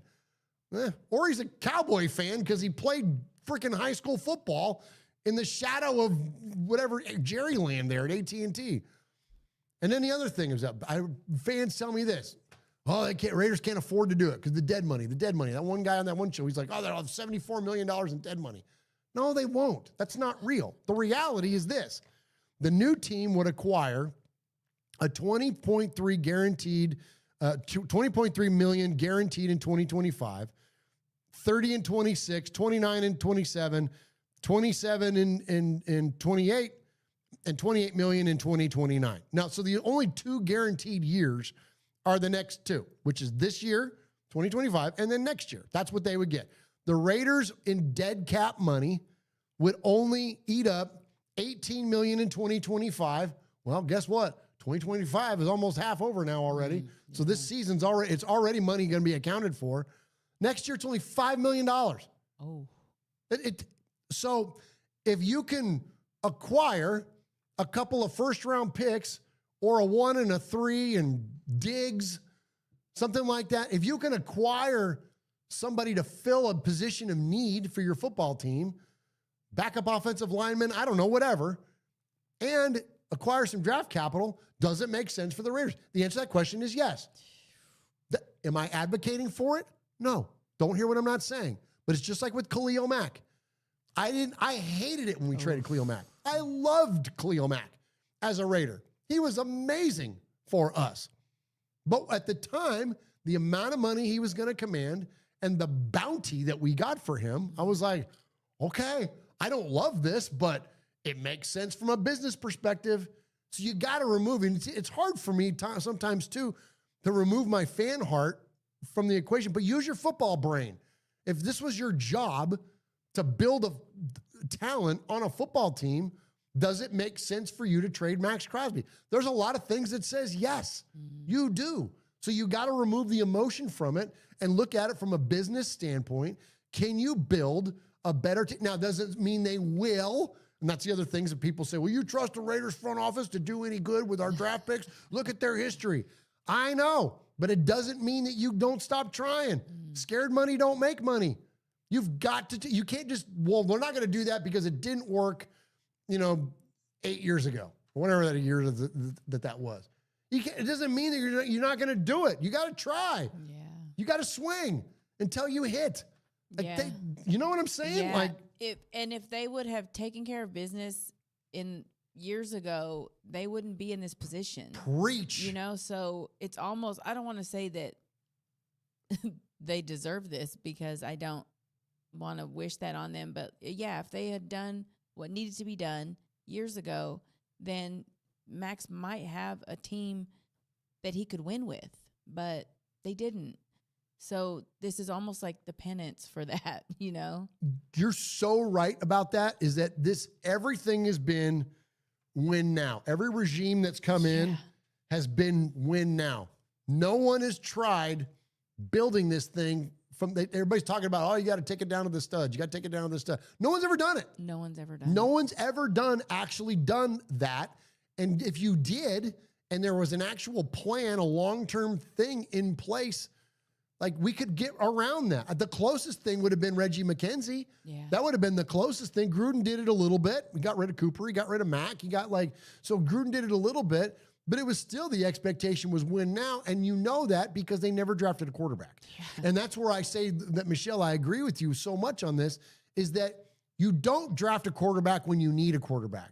You draft a quarterback when you've already got a quarterback, and then you draft him, the next one, to replace that guy. Yeah. That's if they would have done the right thing years ago, before they moved on from Derek, this wouldn't be as big of an issue as it is. So you're right, there is a cumulative effect. Yeah. And that is where that I do agree with people that are like, you can't just keep turning it over. You can't just keep changing head coaches. Yes, I agree. There does need to be longevity, and there does need to be stability. But when whoever the new guy is, if he's a win now guy and we're going to win it in my system, no. I don't want to hear that again. Ever. No. We've seen it over and over and over and over again. So no, the next guy's got to come in and go, like what McKenzie, I give Reggie, you know what? And really looking in the rearview mirror now, and I gave Reggie McKenzie a lot of shit because he would kind of he wasn't around a lot. He would come out every once in a while and do a press conference. Like, you never heard from the guy. He was real quiet and just not a lot of personality, which, he wasn't Gruden and wasn't, you know what I mean? Wasn't Mayock, a polished TV guy, all that kind of stuff. When you look at what Reggie McKenzie did, he recovered our salary cap that was in smithereens back then because of Al Davis just freaking going YOLO on contracts at the end, and the fallout from Jamarcus and all that stuff. Reggie McKenzie went in there and he really did tear down that salary cap, got us healthy, drafts Derek Carr, drafts Khalil Mack, drafts Amari Cooper, goes from 2014 to 2016, we're 12-4 in the playoffs. It can be done. Yeah. And you know what? I don't remember being impatient back then. That's a long time ago now. Yeah. But I don't remember when we won 3 games in 2014, Michelle. We had a 10-game losing streak to start the season. We started the year 0-10. During the whole entirety of that 0-10 run, I don't ever remember losing patience with the team like I have now, because you saw the building blocks. Yeah. Yeah. And then in 2017, we won 7 games, and you saw more building blocks. You see Gabe Jackson. You see, right? Yeah. No, that's what, 17, excuse me, 15. And then 16, boom, it went nuts. So I don't know. And if to look back, look at that and say, let's take that formula and let's try it again. But instead of slapping Band-Aid quarterbacks every year and thinking, and I think that's the sad thing though, because each coach that they brought in thought he was bigger than the formula, thought that him just bringing in his guy is going to be the one that can, because he thinks he's the one that's got the answers, but it's not worked once. Take it down. And I don't want to get rid of Max Crosby. I want to see him win a championship with the Raiders. However, if it means burning it all down to try to build it back up, maybe that is what needs to happen. Can they do that and keep him at the same time? I don't know. Because it feels like, I'm not saying he doesn't have a lot of time left. You know what I'm saying? I know he's still got a long career. Bumping 30. But he is. Yeah. Yeah. So I don't know. It feels sad because it feels like I almost feel like we all know what's coming, Yeah. and I want to just be in denial about it. But because even if it's not this year, what if we start off, 2-5 next year too? You know what I'm saying? Yeah, Like Matt's gone. Yeah, he's gone. He's gone. He's gone. Yeah, he'll hate it. We'll hate it. Everyone will hate it. But that'll be word. It's realistic. You have to be realistic. Yeah. Okay, we had another super chat. Okay, please. From Raider Rick, a $5 super chat, and he said, "Is it possible that Pete knew it would take more than 1 year, and he's holding the rookies back to put 2 drafts worth, and all of a sudden he's a hero?" Who was that? Let me scroll back up. Okay. That was Raider Rick. Thank you, Raider Rick. Appreciate the super Yes, chat thank there. you. Thank you very, very much. I don't believe in tanking. I don't think that exists in the NFL. I think that egos and pride are way too big for anybody to ever tank, especially a guy like Pete Carroll, who we never thought we would see ego plays from, and have seen nothing but ego plays from that guy. Yeah. All you got to do is look at the 2 guys that are coaching the offense underneath Chip Kelly, when it comes to offensive line and quarterbacks, and Brendan Carroll and whatever the other Carroll's name is. But no, there's way too much ego invested in there to outwardly, decide that, you're just going to, let's just go and stink this one up and then we'll get better. So I don't think that would exist. That said, when that does happen, you're not playing vets. Mm-mm. And that's, again, one of the many, many things that's confused me about the 2025 Raiders is that if you do want to just kind of cash out for the year, and you're like, all right, look, man, this is not the squad that's going to, get us to the promised land, nor even get us to the postseason. So we're going to go ahead and concede 2025. Well, then you're not trading for Geno Smith. You're not giving up a 3rd round pick for him. You're not benching JPJ. You're not, you know what I'm saying? Like you're not limiting those guys. You're letting those guys get as much work in as they can so that they can get better. So that next year, when you do draft again, then you play those guys, and then hopefully by year 3, again with the formula, that by year 3 it then starts to pay off. Yeah, so you've got the excuse of the rookies, Exactly. we're losing because, we're giving these guys their that doesn't. Yeah. So no, I don't think that's they're saving those guys back because those guys can't get any better. They can't get any better until they get a lot of playing time. So. And then we had another super chat, John Rodriguez with a $5 super chat. He said, "Remember Murf when," and he says Dennis Allen, but I think that in the chat they've talked about it, and it was Lane Kiffin. Okay. Screamed at Al not to draft your fat ass Russell because he was dumb as shit, and he still drafted him. So yeah, I mean it's been bad. It's been ongoing. Yeah, absolutely. It's been rough for a while. And I give Al a little bit of a pass on that one. Listen, Jamarcus was an absolute biggest bust in history, no doubt. But he was a consensus. Yeah. Like there was nobody going like, "Oh, the Raiders are idiots for doing that. And Raiders shouldn't have done that." Whatever. For those of you that are old enough to remember it, which we are, all right, all you got to do is go back and look at you can go on YouTube, I'm sure, and find it. There's like John Gruden is on an ESPN panel praising the Raiders for drafting Jamarcus Russell. Yeah. So many people were praising the Raiders because he was the consensus #1 overall pick. So it wasn't like Al hauled off and did some Al shit, like drafted Darius Hayward Bay or, you know what I mean? Because he deserved a lot of smoke, and maybe not for that one. For sure. I mean, there were a lot of guys that he drafted. We were like, what the fuck? You know what I mean? Also, Swag texted, and Charlie won 18-0. Oh, damn. Won. So they're championship bound. So they're headed to the championship. Okay, all right. Well, we'll be there to watch. Shouts out Charlie's team. Yeah, we'll be there to watch the Sugar Rush tomorrow, man. That's awesome, man. We got a team to root for, Michelle. Yay. Well, I have 2, but okay. Well, that's true. Well, and I do too. Then I got the Warriors. Right. I got the Warriors. Yeah. Anyways, go Blue Jays. All right, next up. Michelle's like, all right. Okay. Okay. Now, okay. Well, now I gotta find the damn thing. Okay.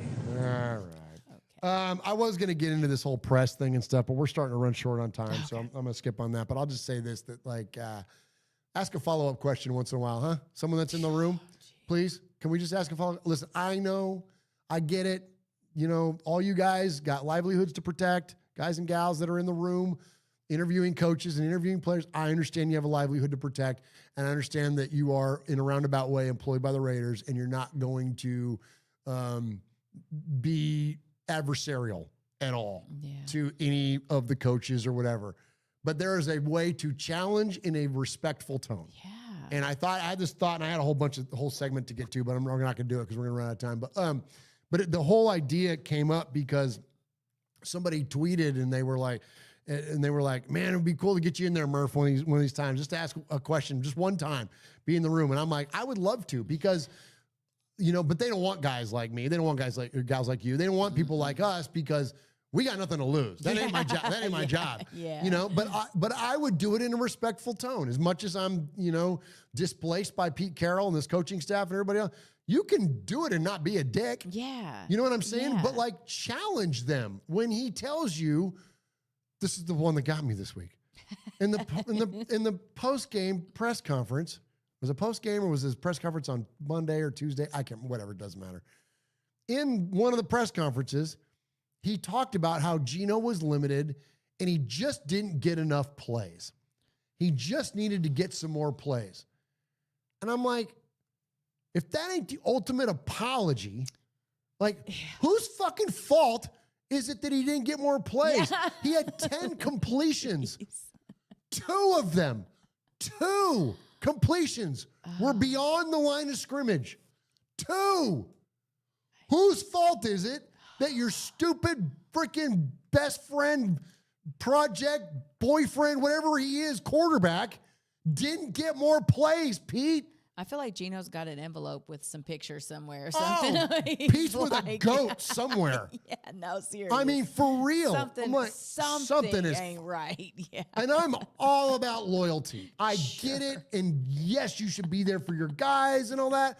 But when we see, you're not fooling us. Yeah, something's not It's like right I swear, he's like a politician. Yeah. Don't tell me what I'm not looking at. Yeah. I know what I'm looking at. Yeah. I see it. Yeah. I can read the numbers. I can read the box score, Pete Carroll. I know what your quarterback did. Yeah. Don't tell me that he just needed more plays. I'm going to tell you what. Ugh. Pete Carroll does not sound like a Hall of Fame coach. Like, None. he doesn't sound like he even belongs coaching Come a on. team. It's weird listening to him talk. He's defensive. He doesn't have solid answers. Like, it's weird listening to him talk. I don't know. I don't like it. I agree. Like it. I agree. Yeah. Okay, we had another super chat. Okay. A $5 super chat from LVR Live. Thank you, LVR Live. We need to trade Max and rebuild like Gruden did from 2018, 2021. Chucky rebuilt was working the progression. Building blocks were there. Yeah. I feel like it's a valid point. Yeah. You know what I mean? And that's the other thing, too, is that even if you don't agree with it, it's valid. It is valid. And that's the other thing, is that, like, going back to the old opinions conversation, is that you can disagree with somebody, but it also, you got to admit when there's a valid point to be made. Like, you could think, like, no, you don't trade a foundational player or somebody that represents the Raiders and, is a game changer and blah, blah, blah. You don't do that. But you can also go, but that's a good point. Yeah. And you can kind of see to where, that would fit too. The other thing I would say, I'm going to piss a bunch of people off, but I don't care, because I'm pissed off about the whole football team situation too. Is Max really a game changer? Oh, well, there's that conversation. Is he? There's that conversation. I mean, you don't have to agree with me, but I know what the results are. Yeah. I know what I'm looking at. I'm just saying. Yeah. Is he hurt? He's getting hurt a lot then. Just saying. I'm just trying to get this. You're gonna get this 7 phone calls. I know, right? And they're cursing you, right? It's probably ringing right now. So much for that ask about, like, hey, don't yell F-bombs at me on your calls. Yeah, so what? I'm gonna probably ask for it on that one. All right, let's hear from the good folks at HTO, and then we're gonna get into the Sea of Fans mailbag. Need some refreshment? Sip Real. At HTO, you can dive into dozens of flavors of real and real refreshing iced tea. Mix and match your faves or grab a gallon to go. HTO, real tea, real refreshing. Oh, okay. I was gonna say, do I have that? Oh, you have that. He is waiting, looking. You have the Sizzler and Rugs gallery Body throws. For the end.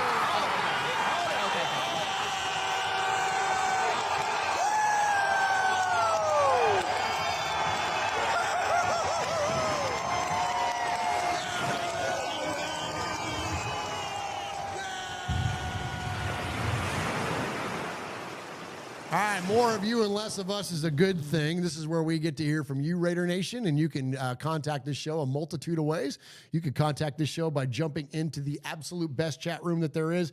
And chat room looks like it's been lively tonight. I haven't had a chance to really read it. Yeah, it's hard to keep up when it's just two of us. Yeah, absolutely. And but I will always go back and read the chat room. Yeah. And appreciate you guys very, very much for your participation and the conversation in there. I always have a good time going back and reading back through that because I'll learn something. Somebody will make me laugh. Like someone will make a great point. Like the chat room at Raiders Fan Radio is absolutely undefeated. And so thank you guys very, very much for that. And, you know, I think there's like over 100 people or something that are in there watching us live right now. I'm like, the fact that, like, if anybody ever questions your loyalty to the Raiders, not only are, you know, you watching, like, are we doing a Raiders show in the middle of this nonsense, but you're locked in watching us. Like that, like, I mean, shit, you're willing to watch and listen to us in the middle of this? Like, y'all are freaking badasses, man. So thank you to all of those of you that are in the chat room. And you can join that chat room at 4 p.m. Pacific, 7 p.m. Eastern, each and every Wednesday night here at youtube.com/Raiders Fan Radio. So you can join in the conversation that way. Or you can call the show.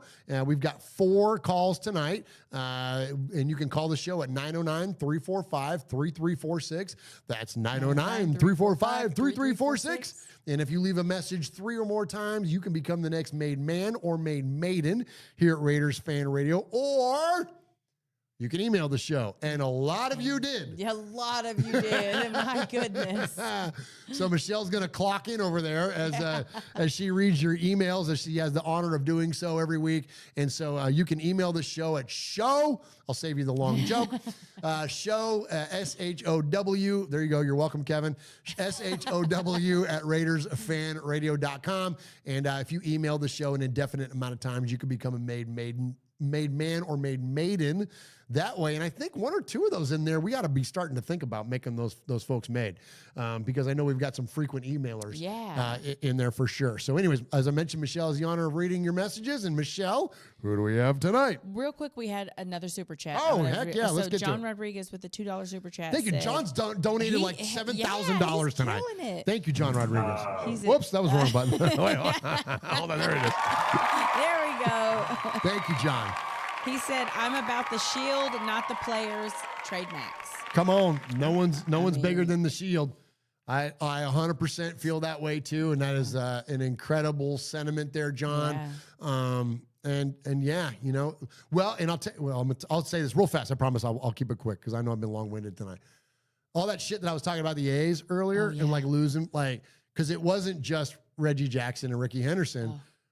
Mark McGuire, right? Like Eric Chavez, like all my favorite players ever for the, you know, Mulder, Hudson, and Zito. Like, I mean, they all eventually became players for other teams. It was like, as a younger A's fan, I was conditioned to the idea that these guys, don't latch on to these guys because they could be, as soon as they get good, they're gone. Yeah. And so that really helped me nowadays with my Raider fandom is that I don't get attached to players. Yeah. Max Crosby's probably my favorite of the current crop of Raiders, but I'm not married to him. I'm not married to any of these guys. And there are players like that have come through, like I mentioned Khalil Mack. I loved Khalil Mack. Khalil Mack at the time was by far my favorite Raider. He was awesome. I liked him more than Derek Carr. I liked him more than any of those guys. Mari Cooper, like by far my favorite player. But when he got traded, I was like, okay, all right, well, let's see who's next on the docket. Yeah. You know what I'm saying? Yeah, and in this NFL, I don't think you can get attached to players. Preach. Because more now than even when I was younger, they're probably not going to be on the team start to finish. That's just the reality of the NFL right now. 100%. You know? Well, you look at like the Soul Patrol, those guys played a collective 9 years. Yeah. 7 of them were all together. Yeah. Like there were a couple of bleed over years where I forget who it was that came and went, but it was freaking Skip Thomas, Willie Brown, George Atkinson, and Jack Tatum. Yeah. 7 years. That's unheard of. It's never going to happen again. No. It's never. just not. It's not gonna. Yeah. Yeah. You know? Yeah. And I mean, with like, I was devastated when Khalil Mack got traded, but time time healed all the wounds, you know? Yeah. Like, I mean, I'm not saying I was okay with it, but at this point, you know, so time will, you just have to give it time. Yep. That's the way it is. That's it. I'm going to give you one more. Justin. Hey, Justin, speaking of H2O, Justin in the chat there drops a $10 super chat. We appreciate you, Justin. Every time the opposing team has 3rd and 10 and the Raiders desperately need a stop, our star defensive end can't come through with the big-time sack. Hall of Fame players make the play. Khalil always did. Scathing, and he's not wrong. I was going to say, yeah, sometimes the truth stings. Yeah. I used to call Khalil the closer. Yeah. He was the guy. It was 3rd and long, and you needed to get off the field. Guess what? Patrick Mahomes ain't running around there finding Kelsey. Oh, Michelle. Don't even get me started. How many times? There's two things. There's two things in this game. Kelsey getting into finding a spot in the zone after a Mahomes scramble. I don't know why we will never be able to stop that. It is undefeated against the Raiders. And the screenplay that goes on a 3rd and 10 or whatever the hell the yardage was for 40 yards. I had Jamal Charles flashbacks all game long. I'm like, really? This is where we're at again? You can expect that every single game. And we're talking not just this season, not just last season, the season before. Like, it feels like forever. You can expect that every single game. Every game. Every game. Anyways, thank you for the super chat there, Justin. We appreciate you. All right, Michelle, what we got for those emails. All right, okay. Listen, guys. 9 of you emailed, and damn near all of them are books. So I asked Murf, do we need to throw a Google Voice on the emails? But I'm going, I'm going to skim, and I'm going to try to hit all your high points, but we'll be here until tomorrow if I read every email from start to finish. So, but I'm going to do my best. Thank you to all of cover, those. But thank you to every email, and I'm going to do my best to cover everything that you've said and hit all the high points. And here we go. Okay. John Day is our first emailer.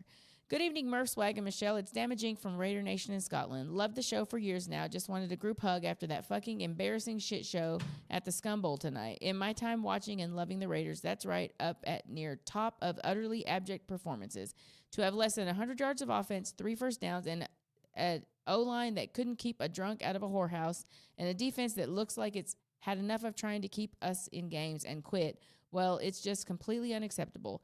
Heads need to roll. What happened to the will to win and the commitment to excellence? Fucking long gone after years of mediocrity. As for the coaching staff, how the fuck have they have the balls to pick up a paycheck is criminal. Carroll may have been great years ago, but time is undefeated. It's moved on. It takes the game with it, and Pete's time has passed, and we're left only with his reputation, ego, and utterly baffling coaching and player management. The very few good players we have on the team are being wasted and stifled. The young players, supposedly for the future, are not getting the coaching or playing experience needed, and we're still stuck in the same cycle of garbage at quarterback. I know we can't continually keep blowing it up every season, but I really can't see the current regime taking us into a hopeful direction. I may be a fan on the other side of the world, but this shit hurts just as badly. I'm 53, and we are now at a point of living on our glorious days of 40 and 50 years ago in our fandom. How the fuck are we supposed to grow a future Raider Nation with this garbage? Because over here, the Raiders are an irrelevant in the NFL coverage and reduced to a cool fashion ball cap for folks to wear. Otto, Stabler, and Madden didn't give their everything for this. The move to Las Vegas is looking more and more like just a version of the international games where the Raider Nations have been shit on for away fans and casual visitors to Las Vegas to have a weekend on holiday.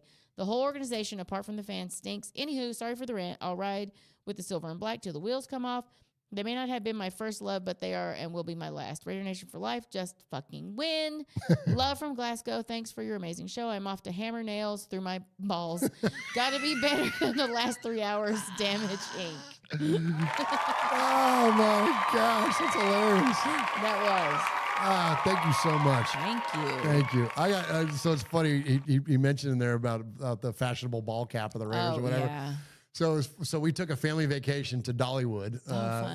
This was a few weeks ago, and so we're out there. So Valerie's son Mason and I we were waiting for a table at a restaurant to go and watch college football and hang out, whatever. And so we were like browsing around through this little video game store while we were waiting for our table. And there was a guy in there, and he was wearing a Raider hat. And I go, hey man, it's kind of quiet in the store and stuff. So I was like, hey man, go Raiders. And he was like, He looked at me and goes, huh? Oh. And I was like, I'm like, your hat. And he was like, oh, yeah.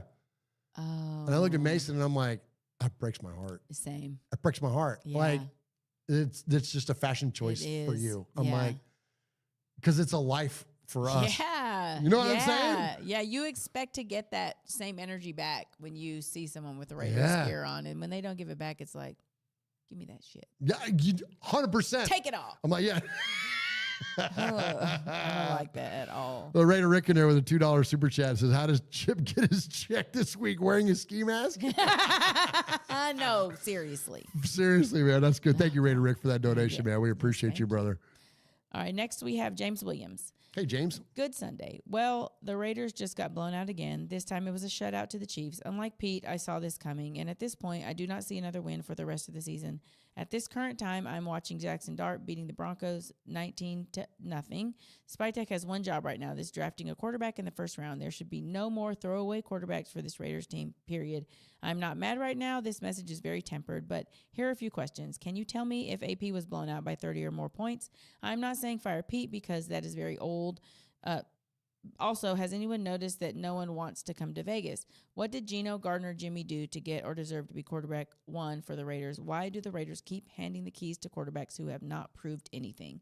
James Williams. Hey, thank you, James Williams. Yeah, that's kind of what we covered earlier in the show. Like, no more retreads, man. No more retreads. Let's invest in the future. Yeah, seriously. Okay, next we have Joe Estrada. Hey, Joe. Hi, Nation. My name is Joe Estrada, longtime listener and subscriber, but first time sending an email to the Sea of Fans mailbag. Thank you. Thank you. Reason for my email is that there's been great discussion and topics on the show, and even after every game on Sunday, there's a post-game show with Murf and Scott. I believe that's what the gentleman's name that Murf has meant, immediate reactions on the game. Yes. So there's been topics that what our beloved Raiders need to accomplish to start building a strong foundation is to build a shift in culture and sustainability. I finally had the courage to send this email out because after the game we saw against the Chiefs, 31-0. What the fuck? The game was a plain and utter failure, disaster, and plain embarrassing, and that's me being nice. He's been a Raider fan since the 90s, and so he talks about Al Davis, and to be a Raider fan in those years was awesome. The only taste of success was the AFC Championship games and the playoffs because he never felt how it was to see the Raiders win a Super Bowl, so he's not gotten to see that. Okay. Now he wants to talk about the current state of the nation. I'm sick and tired of all these retreads in coaching and in the most critical position, which is quarterback. There's been discussion that we should draft a quarterback in the first round the next offseason, but with the current coaching staff we have, I don't have the confidence in them to build and develop a young quarterback. I feel like the following probably or will happen, that we might not have the same coaching staff next season.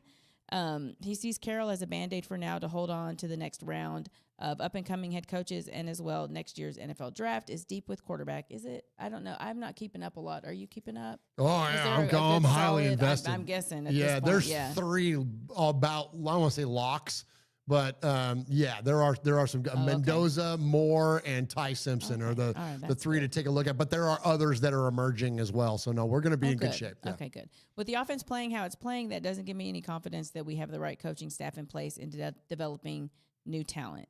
The following players are core players for the coming years: Genty, JPJ, Mayer, Bowers, Beck, Thornton, and the two young linemen from last year's draft. So those are my thoughts for the coming year, but I know I might have left off and didn't make sense. But the time has come to change the way the team does things because shit we've been seeing is the same shit for 20 plus years, and that's insane. Really curious what your thoughts about the coaches, and do you think which coaches are ideal for the Raiders? Win, lose, or tie, Raider till I die. Hey, thank you so much. Yeah, thank you.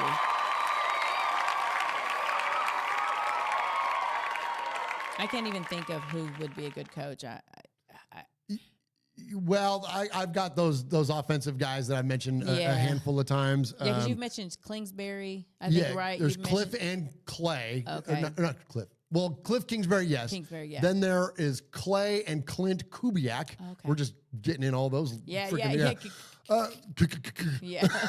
like stutter through those. And then there's Wes Phillips. There is Joe Brady. There is a handful of younger guys that are out there. And there's more too. There's more that I just can't think of off the top of my head. But I agree with that idea too, that like, no, I don't trust this staff to develop a first round quarterback. That's why I want all of them jettisoned from the planet. From the planet, yes. Well, maybe for a little while, maybe let them circle the planet for a little bit and let me my anger die down a little. Yeah. Then they can come back down to earth. Yeah, and you don't get to light the torch ever. Never. Don't even come to the stadium. No. Okay. No. Next we have Erica S. Hey, Erica, we haven't heard from Erica in a minute. Yeah. Murf Is she a maiden? I think she is. I think so. I think she is. Yeah. Murf Swag and the lovely Michelle. I'd love to say I'm surprised, but I'm not. I've watched the Raiders casually my whole life, but became a fan in 2018. I met Murf at the draft in Nashville and fell in love with what it means to be part of the nation. The Raiders became a lifeline for me at a difficult time in my life. I remember Swag's ABFU song. I remember listening to your podcast on repeat and as I walked through the streets of Nashville with my daughter. I have so many good memories because I became a Raider fan, and I realized I haven't been following this team as long as others, but this season has just made me downright embarrassed and sad. I haven't watched more than a few minutes of a game since week 1. I don't have faith in the organization, and I don't see that they believe in themselves either. I have nothing to add that probably hasn't been said in emails before and after mine, so I'll end with this. I have no words for the Raiders as an organization. It's beyond comprehension to watch this train wreck, but to the nation, I love you. Go touch some grass, hug a tree, hug your children. I get that people love their team, but there are more important things in this world. This team is not worth ruining your mental health for. Take care of yourselves, take care of your families, love God, and love each other. Erica S. Oh, wow. Come on. That's good. Preach. If I could stand up out of this, out of the Murf Fan Cave desk, I would. Preach, girl. That is amazing. Thank you for that, Erica S. Yeah, preach. Okay, next we have Soren. Hey, Soren. Hi, guys. Thanks for a great podcast. I had written a long email with my viewpoints, but Raider Rube said everything I wanted to say when he called into the postgame show with Scott and Murf, so I'll spare you the long email. Hold on.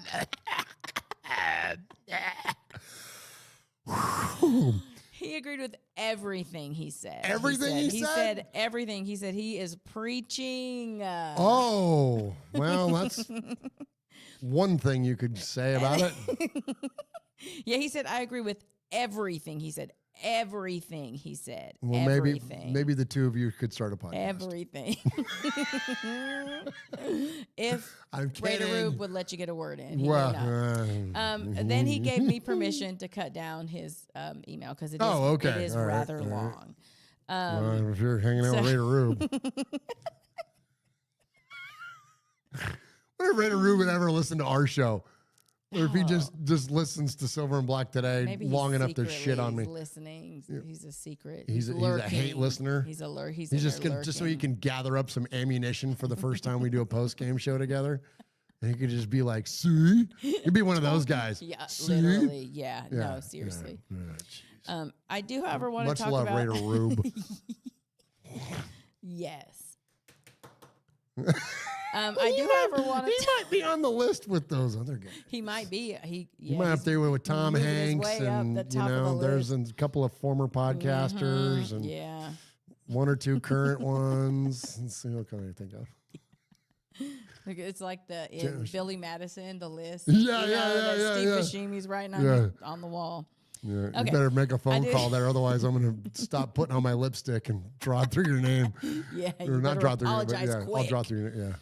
I do, however, want to talk about the fact that we can now see how badly Mayock, Gruden, Ziegler, and Telesco fumbled the ball in their tenure, and their failures are a big reason why the team is a lack of talent on so many positions. Mayock and Gruden did not draft well. They missed on too many of their picks, especially in the early rounds. Ziegler gambled on Adams in 2022. Parm is okay. The rest have been worthless. AOC was a fun experiment, but not the answer. Hooker, Levis, Richardson has been horrible and not worth anything, and Young would have been horrible to trade for. Okay, he's talking about the other quarterbacks. Telesco should go down in Raiders history as maybe one of the worst drafters. Yes, he got us Bowers with the 13th pick and JPJ in the second round. I love those two guys. DJ Glaze is okay, and the rest of the draft is ass except for Lauby and as a special teams player. He is not a fan of Telesco. There's another club we can all join right there. Right, yeah. So he says maybe he was a sleeper agent from the Chargers.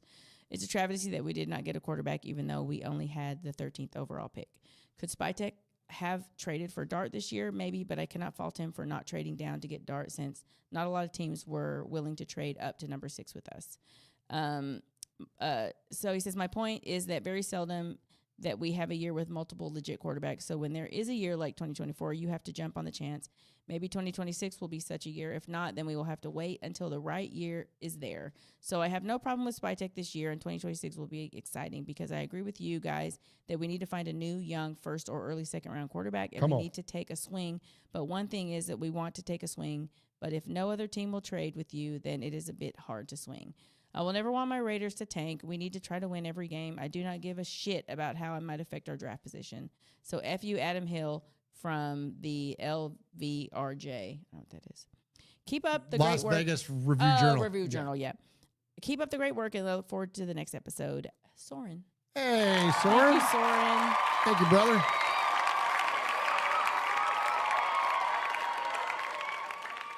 Next we have Hooligan. Hooligan. Hi, guys. Sorry if this isn't the normal excited hooligan you've come to expect, but I just can't. I can't get excited, can't get mad. You can't got really, hooligan down. How bad is okay, this? Now they've really pissed me off. Now they've really pissed me off because now hooligan, in fact, he says he can't get excited, can't get mad, he can't really feel anything at this point. He's become comfortably numb, and that's the perfect apathy. description. Yeah. There's apathy. Indifference. Indifference is the opposite of love, not hate. Bad. I walked into work Monday and my desk was covered in those KC butt plug things the Chiefs all seem to love. You know, the ones Travis is forced to wear if he wants to fly in the Swifty jet. I mean, what am I supposed to say? How can I be mad? I'm like the little guy at the bar talking trash because my brother will beat you up. But my brother never shows up. The Raiders aren't fucking showing up. People keep saying we need Carr back. I mean, fuck, at this point, bring David Carr out. It can't fucking hurt. Shit, let's get Peyton Manning in his forehead since we brought on Brady. I'm guessing he's got him on speed dial.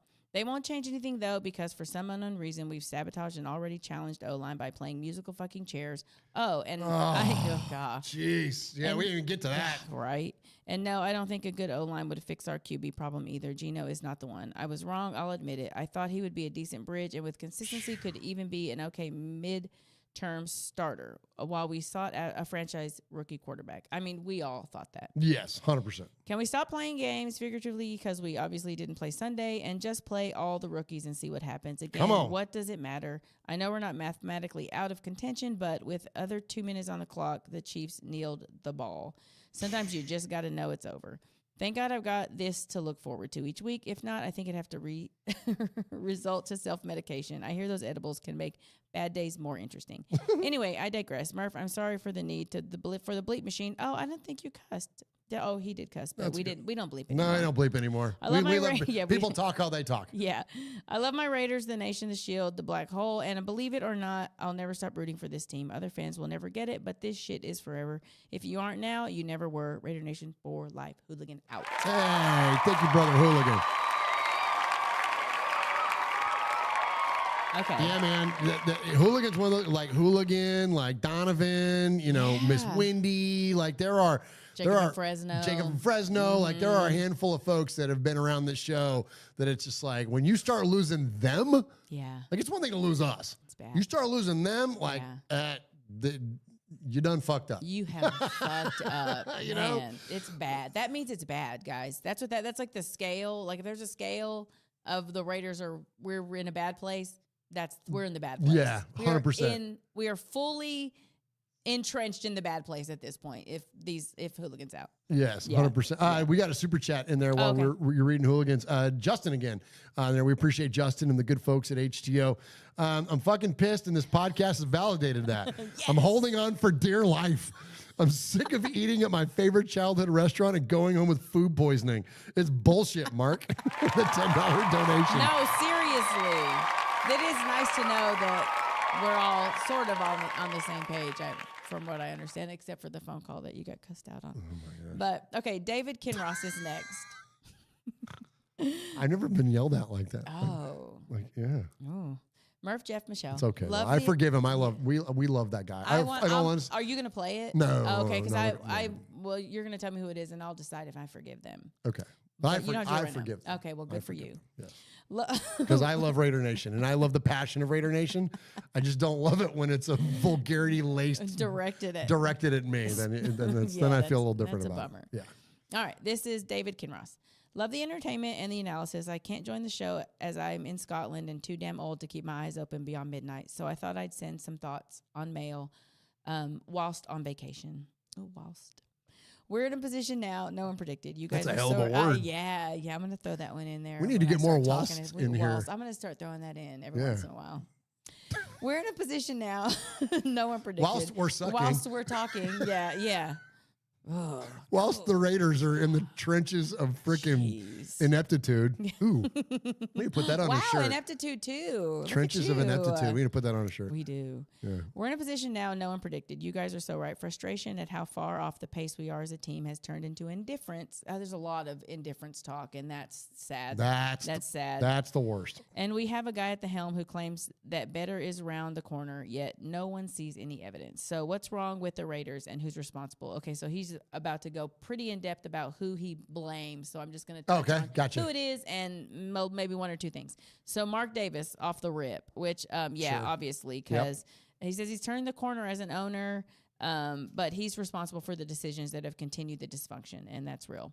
Brady, I was willing to let Tom Brady's past go if he was the same guy with us who got success by making micro adjustments to what he did well. But he's the pseudo head of football operations, so he needs to make the influence more visible. If he doesn't step up and perform the role Mark wanted, the dysfunction will continue. Spytech. Either Spytech isn't the guy he was sold as, or there's a huge disconnect with him and Carroll. An example of this is Charles Grant. I'm all for small school guys with big ceilings. Grant was a mauler in college, but can't get any field time when there's a glaring need. Instead, Stone Forsythe, by far the worst tackle in the league last year, is the answer. It's either a wild reach of a draft pick or Pete doesn't buy into Spytech. And then Pete Carroll, of course. Cool experiment, but it's failed. The failings are as follows. 1, nepotism in the first degree. So he's got some issues with the nepotism that's happening. To come out and say you had a game plan to run the ball and your OC ignores it, then you're weak and not fit to lead. Toxicity. JPJ, a young talent in his sophomore year, was the perfect specimen for an experienced coach to nurture. Instead, Pete chose to make him an example of him because what? Because he was a little cocky. Max in the offseason said JPJ was in the building early and working hard. Surely that ethic can be built upon. And he says Pete has zero accountability. If you deploy denial, everyone sees through you and you look foolish. The script flipped real quick on Pete from being a 74-year-old with incredible energy to someone with a huge toxic ego that isn't fit to be the head coach. Come on. And that's real. He's driving us off a cliff, and all of his cars are drinking all of his people are drinking his Kool-Aid and believing he knows what he's doing. And then, of course, Chip Kelly. This guy was meant to be him. In reality, he's no better than Getsy and a long way short of Scott Turner. His playbook looks like it was constructed from a beta version of ChatGPT and proofread by a Little League baseball coach. Real. Add to this that he seems to be at the heart of all the toxic bullshit, all this as the highest paid OC in the league. In summary, we would all admit we suffer from off-season delusional disorder, but I thought this season was different. I didn't have us going to the playoffs, but I thought we had a real chance next year. Pete's not the right guy to rebuild because of his age, and we're back to square one. Friends, the harsh reality is that we're dysfunctional as a team, and as soon as we seem to make one fix, another appears. Call it what you like. We're in rebuild mode, and the people in charge of it aren't fit for purpose. Apart from that, everything is great. Much love, Raider Nation. Raider Wallace. And P.S. I bumped a little donation to the One Nation Foundation as a thank you for listening to my ramblings. You do fantastic work with this, guys. Nothing but respect to you all. Oh, wow. Who's that Thank again? you. Oh, sorry, you clicked out of it. I clicked. I'm moving quick. Yeah, you are. My bad. Raider Wallace. We've heard from Raider new. Wallace. I feel like that's new. Yeah, thank you, Raider Wallace. That's awesome, man. Appreciate you, brother. Yes. Great email. And you know, I want to address the Mark thing real fast.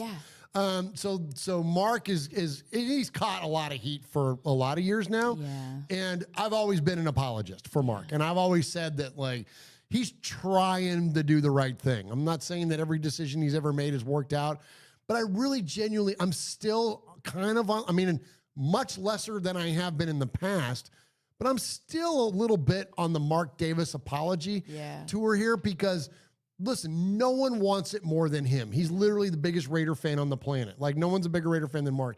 And when you look at the people he's brought in, he's done it with the idea that, like, I don't know what I'm doing. I don't want to be the football guy. I'm going to turn it over to football people. It's unfortunate that the NFL gunned after John Gruden. It's unfortunate that Josh McDaniels couldn't get out of his own goddamn way. It's unfortunate that to date, we haven't seen the impact of Tom Brady to the level at which we wished it would be. But like, when you look at who he's turned it over, it's not like he's made like choices where you're like, who, that guy? Yeah. Like, it's Tom Brady. Like, you know what I'm saying? So it's not like this is some unknown, unproven, like Sandra Douglas Morgan, president of the freaking Raiders. Like, she's amazing. Like, his choices and people have not been bad. So again, I'm not a full apologist because he's the one at the helm. And I'll say this, and this, if I am going to be critical of anything, quit it with the Aces shit. Quit comparing the Raiders to the WNBA. It's apples and oranges, man. It's literally not even the same sport. Like, don't do that. The way that you build a basketball team is so much different than the way you construct an NFL roster. There are freaking 11 guys on the field at any given time. There are 5 starters in freaking basketball that play both ways. It's completely different. Basketball, you cannot compare the dominance of a basketball player or players like you can in the NFL. It's completely different. So quit doing that and quit with the pink wigs at the thing and like all that stuff. Like that stuff, all it does is add fuel to the fire and make you a target. Quit making yourself a target. That, you know what I'm saying? Like, I would, if there were any criticism, if I would ever have a conversation with Mark, I would offer, if not that he would give a shit about my advice, but should he ever, these words fall on his ears, just don't make yourself a target. Like, I respect, to this day, I respect the decisions around the personnel that he's made, but I would advise him, stay out of the spotlight.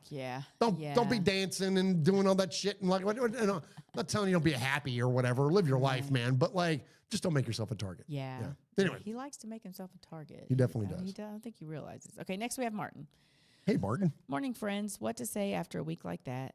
It's a fact of life, not just sport, that everyone can't be a winner. 2 teams cross the white line and only one can win. Some sports allow for a tie, which is something life rarely allows. But on the whole, 2 hopeful, prepared, fit, sided start, and one wins and one loses. It has ever been thus. In English football, since the Premier League was established in 92, of the 51 clubs who have played, it is only 7 have won it, and clubs have tended to go on runs of winning, having established good squads under a good manager. In the NFL, 12 of the existing 32 franchises have never won a Super Bowl, and 4 have never made one since its inception in 66. Most teams in most sports do not win. The difficulty can be dealing with this when you have won in the past, which is where we find ourselves today. Our last Super Bowl win was in 83, and our last conference win was in 2002. It's been a while, but we still feel like a winning franchise that should be doing better.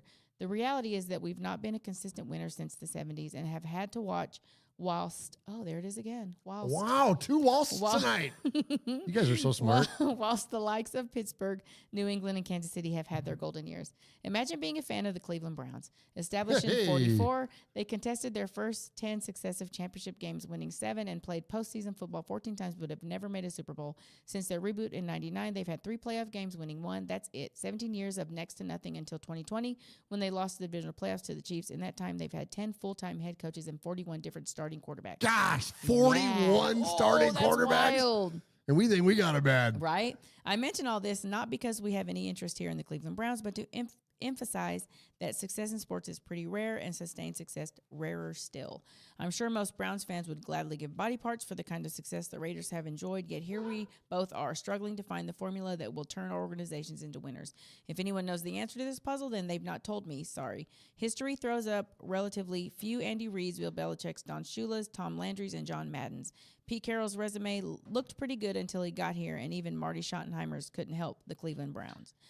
I guess we'll have to just be patient, support the people we do have, wait for the stars to align again, and enjoy our own company in the meantime. Shout out to the chat, the One Nation Foundation, and its partners, and the good sponsors of this fine piece of broadcasting history, and go Raiders. From Martin, Made Man, 9-time Sizzler recipient, 3-time Fanny Award winner, 2025 Made Man of the Year, Rookie of the Year, and Pauly Award winner, your friend from across the pond. Oh, Martin. Appreciate you, Martin. And then Sonny's email, I forgot. Oh my gosh, cousin Sonny. Yeah. We don't have one from Paul. Oh God, Paul. Oh my Hold on, gosh. do Sonny first because you got to close it out with Paul. Oh, that's right. Okay. Okay. Don't Here be we go. skipping Paul over Gosh, there. I would never skip you, Paul. That would be an ever. international incident That would on our be. hands. Yes. Oh, okay. This is. I think you owe him an apology. I do. I do. I'm Oh just my kidding. gosh. I'm kidding. Dearest. Murf, Aw. Michelle, Swag, Mosh, Second Murf, Toilet Flusher, Bill Brasky, 5-time Paul, and the loyal RFR listeners. This is my cousin, all right. My last email was sent late at night. My apologies. This email was sent later at night. Murf, there are not enough trees over here to help me breathe well. This is bad. I used to be a stan for the Raiders. Now I'm just a fan. It's the easiest way I can explain how I feel while I'm sitting here eating M&Ms.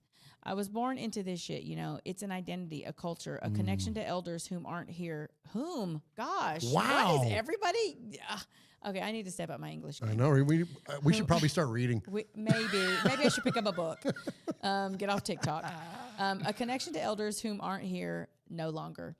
My heroes weren't caped cartoon crusaders. Those were the Niners fans' heroes that they would turn their sticky page comic books and read about with each other during sleepovers.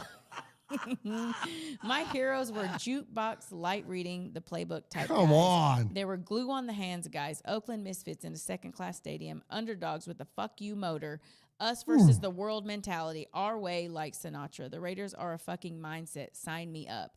That chip still fuels me in business, family, anything remotely competitive, walking into a room, and life, period. Maybe I'm not perceived as being valued, but I'll make the world feel my damn value type shit, as the kids say. Nice. This team used to stand for something, and even when they sucked, we could still hold our heads high for that. Now it seems like even that is overshadowed. Now it feels like the Raiders only care about team value. Good for them. Sucks for us. The Raiders used to command respect. Now they try to demand it and get clowned on. Sunday, I shut it off before halftime. That's a first for me in a while. It hurt. Indifference. There it is again. Oh, my Indifference set in. I haven't felt that in years, since before the DC era for sure. 31-0. Another laughable performance and being made a mockery. It's one thing to lose a competitive game. Respectable. That shit isn't even respectable. No real answer from the coach. I didn't think our team would be that affected by missing a few guys. That's the legendary Pete's response to comfort the fan base. Yep, those early 2000s USC teams must have cheated based on this fucking answer. And here is the hard part for me. I bet the Raiders' team value still went up on Sunday. Vegas flipped a switch, and I think we all had an idea of what would happen. But to this degree, and now to live under it, it feels a lot worse than any of us could have imagined. The cash is almost guaranteed for Mark, so how much does the field really matter? Did EA fix online franchise with Ultimate Team printed cash? Do game companies pour into story mode when microtransactions hit? Does automated phone customer service make anything better? Do McDonald's burgers even look like the photo? Cue Michael Douglas in the movie Falling Down. The Raiders are valued at $7.9 billion by Forbes and $9.3 billion by CNBC. Either way, they are fine financially. They are in the top 10 and even the top 5 of value teams in the NFL based on different metrics. And here's the problem. I wouldn't spend 9 pesos from Murf's purse to watch them. Murf's purse sounds like a boutique or a questionable film. I know. The Raiders don't need to change, so why would they? And honestly, if I'm a business owner running the Raiders, why would I want to? The goal of a business is to make money, period, not win football games. McDonald's isn't in the food business, it's in the real estate business. So the Raiders are fine from a business sense. Carry on. It seems the Raiders used to care about their own team's fans. Now they just care about fans from any team. If you've been to a home game or watched them on TV over the last few years, you know this is a fact, not merely a woe is us sentiment. They used to partner with Zach and fight the machine. Now they are the machine. So I'm done being a stan. So I'm done being a stan of a dream. I'm done being a stan of what happened largely prior to my birth. Like, how does that make any type of logical sense to live by as a healthy way of existing? I'm a fan of football, so I must watch other teams to scratch that itch, though. I heard there's a team in the non-competitive recreational two-finger touch league for post-op bottom surgery patients that run the ball with more force and intentionality than our beloved Raiders. Maybe I'll check them out. Fuck the Raiders for making me watch that shit. Chip Kelly now fucking me twice in my life, 20 years removed, and different leagues and athletic levels. Yeah. Fuck off and die. Because Sonny's an Oregon State Beavers fan. No. And Chip Kelly was the Oregon coach. Yeah. I'm not quitting the Raiders. That's like quitting being Sicilian. I'm just not chasing every stat, every hoodie, every hat. There are no stats to chase, literally. Like, go give me highlights to look up, Raiders. What the fuck? Something snapped. I give 0 Fs type shit, as the kids say. Maybe a young QB pops up in the second round and we feel the magic again. Oops, I can't say that. here's a fun fact. Since 1994, the Raiders have had 5. Yes, that's right. 5 seasons with double-digit victories. 3 by Richard G, 2000, 2001, 2002, and 2 by D, Better Take Your Vitamin C, 2016 and 2021. 32 years, 5 seasons with 10 or more victories. You know what that rhymes with? You know what rhymes with Raiders? Losers. Call me when we trade our legendary, once-in-a-lifetime edge rusher whose talent we've wasted with garbage rosters around him. Wait, haven't we been here before? Fuck. Respect to RFR and everyone in Raider Nation. The Raiders don't deserve our loyalty. Gosh, I hate the Queefs. Same. Damn, Sammy. Bring it. It's like he climbed into my brain because every bit of that. I agree with every bit of that. Yeah, every bit of it. Oh. Next we have Paul. Paul. Hey, everybody. Hope you're all well.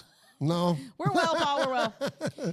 We're well because we get to hear from you. Yes, yeah. Yeah. I had one filling Sunday. Comfortably numb. Oof, yeah.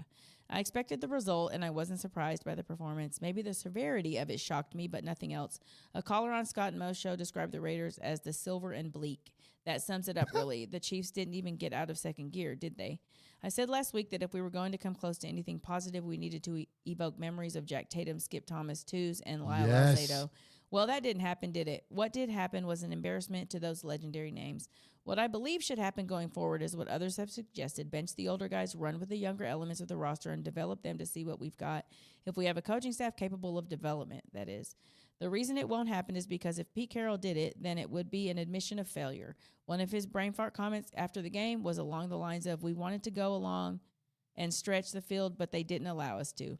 No, you didn't, because you've dumbed down the passing game so much to stop your master craftsman of a quarterback looking like a prick. Well, bad news, coach option 2 didn't work either, because now he looks like a slow, confused prick who doesn't know how to throw a ball. I don't know who I'm more mad at right now, the coaches or the players. The coaches clearly aren't doing their jobs, which indicates the fault lies with them. But some of the players look so abjectly bad, it's scary. But can we blame them when they are so unprepared? Have we ever seen a Raiders team look so timid playing the Chiefs? Or anybody for that matter. I'm so messed up by all of it. I'm not even sure I want anybody fired. I just want to see accountability and an end to the confusion. There has to be change and some humility. I fear we haven't yet reached the bottom of the barrel. Oh, that's just scary. God, we can see the bottom, and it's heading towards us at a hell of a pace, but we're not quite there. This is going to get more painful over the next 10 games. There's a credibility and accountability issue here, but nothing will change unless people admit they've made mistakes and wake up to the problems they've created. While the finger pointing continues, we are the ones who will have to suffer the consequences. People say love and hate are the most powerful emotions. Well, hope is up there as well, because that's all we've had for 20 years, and it's all we've got now. As I type this, there are rumors of Dallas trades for Max. Sadly, this needs serious consideration, and I hate myself for even thinking about it. And finally, look forward to the peaceful bye week, everybody. Relax with no game stress and watch other teams show us how beautiful the game is, because Lord knows the Raiders don't.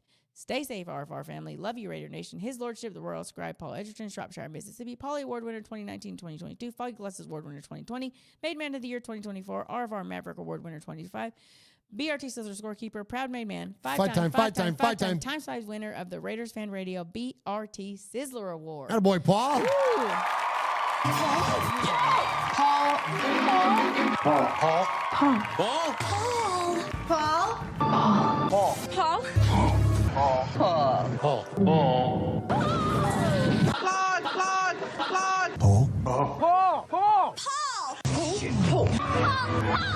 Paul, your name Paul? Hello? Paul. Hello? Paul. I met him with Paul. Who? Paul. Paul, yes, Paul. Paul's not here. Hey, Paul. Paul. Hi. I'm Paul. Nice job, Paul. And let's give it up for Michelle for the marathon emails tonight. Y'all. Well done. Well done, Michelle, and well done, all you amazing emailers. Jay Harris in the chat there says these emails are heavy and spot on. Yeah, man. And that was the thing, like when Michelle and I were chatting right before the show, and it was like everyone's sentiment is so the same. Of course, everybody makes different, very valid points and unique points and things like that. But like Paul and there, we're talking about rock bottom. Like, I don't think we're there yet. We're not. We're not. We're and not that's there. Sad, you know. But aside from the unique points that you all make, the collective spirit. How many times do we hear indifference tonight from the email? Like, I'm telling you, man. I say it all the time. I'm gonna say it again. I just said a few minutes ago. The opposite of love is not hate. The opposite of love is indifference. It's when you just don't care anymore. Yeah. And And it sounds like, obviously not 100% people are there, but the amount of people just in our little bubble of Raider Nation, that's bad. That's pretty bad. That's bad. That's pretty bad. And especially, and too, like, we have a collective positive spirit. It ain't just us in here. Yeah. So many folks in our chat room and so many folks that email and call the show. Like, there are so many positive folks that interact with this show. And congrats, Raiders. You've lost all of us. Look what you did. Look what you did. Look at you just. You just go into your room and think about what you did. Think about what you did. Man, we're putting the Raiders in timeout. No, they're in timeout for sure. You know what I've thought about? Like, I mentioned a little bit earlier at the beginning about only repping Oakland stuff and whatever. Like, I'm for real. Like, I'm this far from being like, you know what? I'm not a Las Vegas Raiders fan.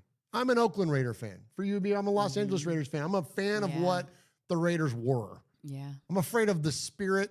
I'm a fan of the spirit. I'm a fan of the mystique. I'm a fan of what the building blocks and the foundation are and were of Raider Nation. Yeah. Time to go to eBay and buy some vintage gear. Literally, this is a Las Vegas hoodie, and I almost didn't want to put it on, but it really is my warmest. Well, and you love that hoodie. And I do love it. It's my favorite hoodie. But at the same time, I'm the same way. Like, I'm just like, ugh. And, it took me a while to even buy Las Vegas gear. In the beginning, I only wore, Raider Nation, Oakland, or Las Vegas stuff. Los Angeles. It took a while. Then I finally did it, and now, it's just going to hang in my closet, Like, I have a new Vegas Raider hat that I love. It's that white corduroy one. I would have never bought it. And Jeff's like, no, you need to try that, man. You need to try that. And I love it, but it says Las Vegas Raiders on it. I'm wearing a blacked out Raider hat tonight. And imagine over the course of 10 games, right? We have 10 more games. Thanks for the reminder. And I don't know how many of those are home games. Is it half? I don't know. But, like, how much worse the percentage is going to be as it goes. Like, as they don't win, because they're probably not going to win another game. It's going to be so pathetic. It's going to be bad. Yeah, so they've got, just to answer your question, we've got 6 games left still.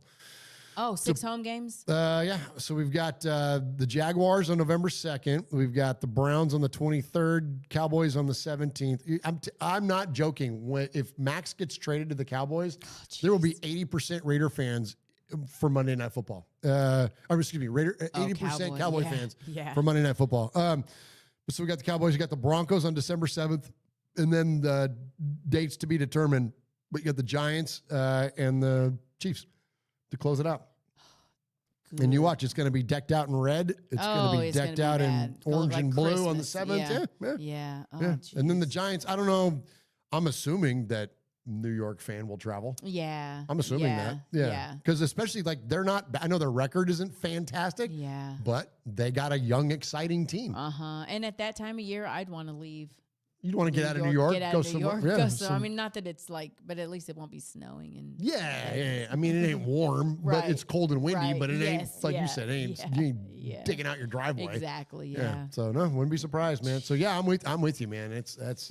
But yeah, that the fact that everyone is so indifferent is, Mark Davis better pay attention, because we were angry, like when people were yelling at him at were his favorite restaurant. Right. They were paying attention. Now people are checking out. They're just out. Yeah. Yeah. Selling tickets. Yeah. Not buying gear. Not watching. Not. Anyways, rough times, man. It's So I guess let's end it on what high note we can. We all got each other. Yeah. We all in it together. That. Yeah. We all in it together. And so that's all we can do is just kind of lock arms on Wednesdays and just be like, okay, well, embrace the suck, because it's all we got. So we'll just deal with it. Yeah. But anyways, great emails from y'all this week. That was incredible. All right. So speaking of the positive people, I'm curious, because I haven't listened to these calls. I've heard little bits of them, but I haven't sat and listened through the whole thing. Donovan is a guy that's notoriously positive around here. And so let's check in and hear what Donovan has to say as he leads us off. Mm-hmm. What's going on, man? It's Donovan, man. So, what I'm saying, somewhat immediate post-game reaction, man. I just had to sit down and process what happened, man. I'm going to get right to it, man. we had less than 100 yards of total offense. We had no more than 5 first downs. I think we had like 3 first downs, man. And I told y'all before, tell y'all again, we go where Geno Smith and Chip Kelly takes us. Come on. We did not throw a deep pass past 20 yards this game. We did not throw the ball deep. You know where we at right now? Offense. We not running the ball. We not, you know what I'm saying, using Asagenti, and we don't trust Geno Smith. We don't trust our starting quarterback. What team is there?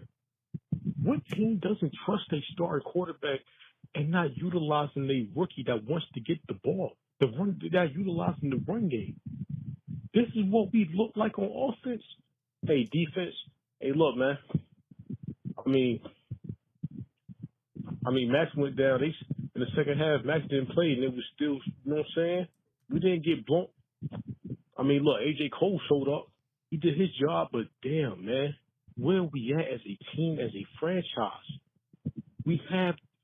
Look, man. I mean, damn, man. They took Murf. You know what's even crazier? They took a kneel down before the 2-minute drill. That shows you where we at, man. We were 2-4. They are 3-3. They were one game better than us, man. What's been holding us back all season? This is sad, man. I've never seen quarterback play. You know what, man? We can keep complaining. I'm still here, Raider Nation. I'm not taking no team, no mock draft, no nothing, man. That's sad, man. I don't know what to do, man. I mean, hey, Saints, I give you a second and a third for Derek Carr. That's crazy, man. Never in my life. You got Pete Carroll. He'll sit on the side chewing that gum looking confused like, look, man. Hey, look, G. It's a bye week. Something going to happen, man. I don't know what's going to happen, but something going to happen. How you make all this better? Just win, baby. Come on, Donovan. He sounds sad. He's down. He's sad. Yeah, he's down bad. I'm with him on all of his calls, but I'll just highlight a couple things there. I think Geno's playing scared. Oh, yeah. I don't even think that this is entirely on Chip Kelly. I think that he's so afraid to turn the ball over that he's not, look at what we saw when we played New England. We saw some ballsy ass passes. Yeah. Pushing that thing into tight windows, putting it downfield for Thornton to go up there and make a play on. Like, we saw so many plays that he was being aggressive. Yeah. He ain't aggressive at all now. Now he's afraid. Yeah. And I'm not saying that because clearly that kept up with that aggression. It led to leading the league in interceptions.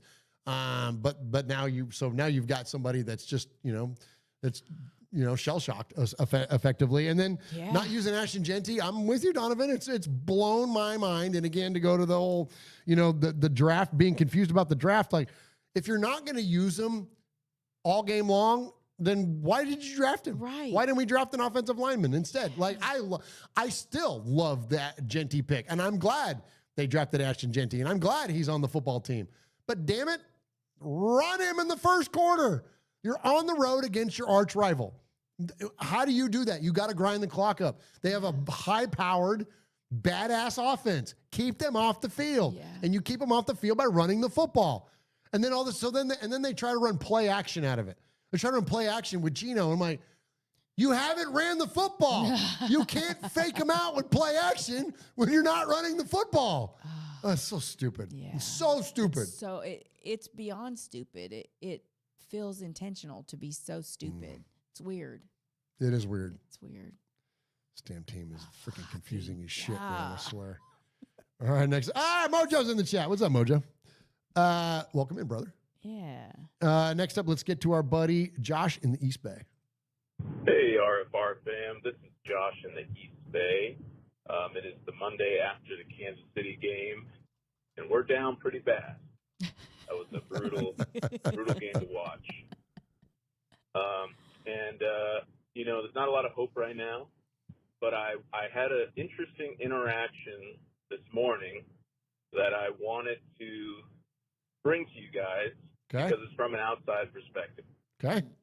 So my father-in-law is a die-hard Chiefs fan. Grew up in the East Bay in Pleasanton, near the Raider families, on the same block as a lot of the Raider players and their families. back in the 60s. And when he was 5 years old, he wrote a letter to Al Davis to start a fan club in Pleasanton, and Al Davis wrote him a letter back saying, send me a check for $25 and you got a deal. Kind of broke my father-in-law's heart at the time.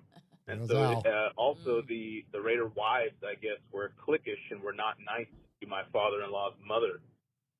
And so my father-in-law's mother said, why don't you write a letter to their rivals, the Chiefs, and start a fan club for them? So he did. And the Hunt family sent him boxes and boxes of swag and said, we won't charge you a dime. We're happy to have a fan club in the Bay Area. And he's been a diehard Chiefs fan ever since. Hates the Raiders. Loves me. Hates the Raiders. Been busting my chops for the better part of a decade that me and my wife have been married.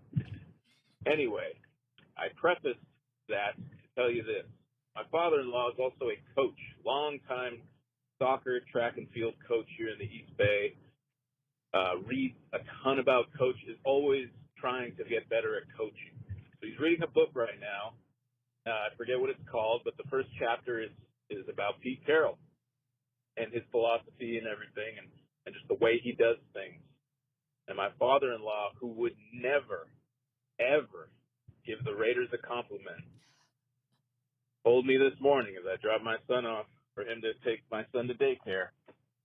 He said, as much as it hates me to give you any glimmer of hope, he said, Pete Carroll, you gotta give him a couple years, and you gotta draft a quarterback. But if the fan base and the organization is willing to give him a couple years, and a decent prospect quarterback, he said, as much as it hates him to give me any glimmer of hope, he said, you guys are going to figure it out, but you got to be patient, and you got to recognize that this year is not the year. This is the year where he takes over and rips it to the studs, and it's probably towards the end of next year that we will start seeing. Google Voice has claimed.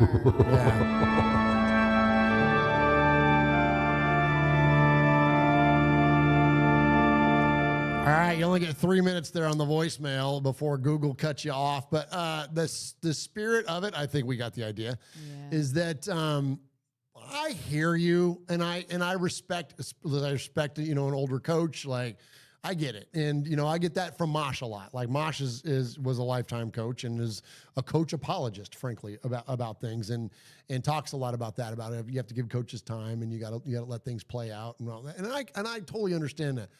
Where I still disconnect from that sentiment is that the leadership skills and the things that it takes to develop and grow a healthy culture within an organization, we're not seeing that from Pete. We're seeing pettiness. We're seeing personal things being carried out. We're seeing misdirection in comments. We're seeing, you know what I'm saying? Like those we're seeing protection because you don't want to be exposed as maybe making a wrong choice, like those types of things. And that's where I don't give a shit what your father-in-law read in a book.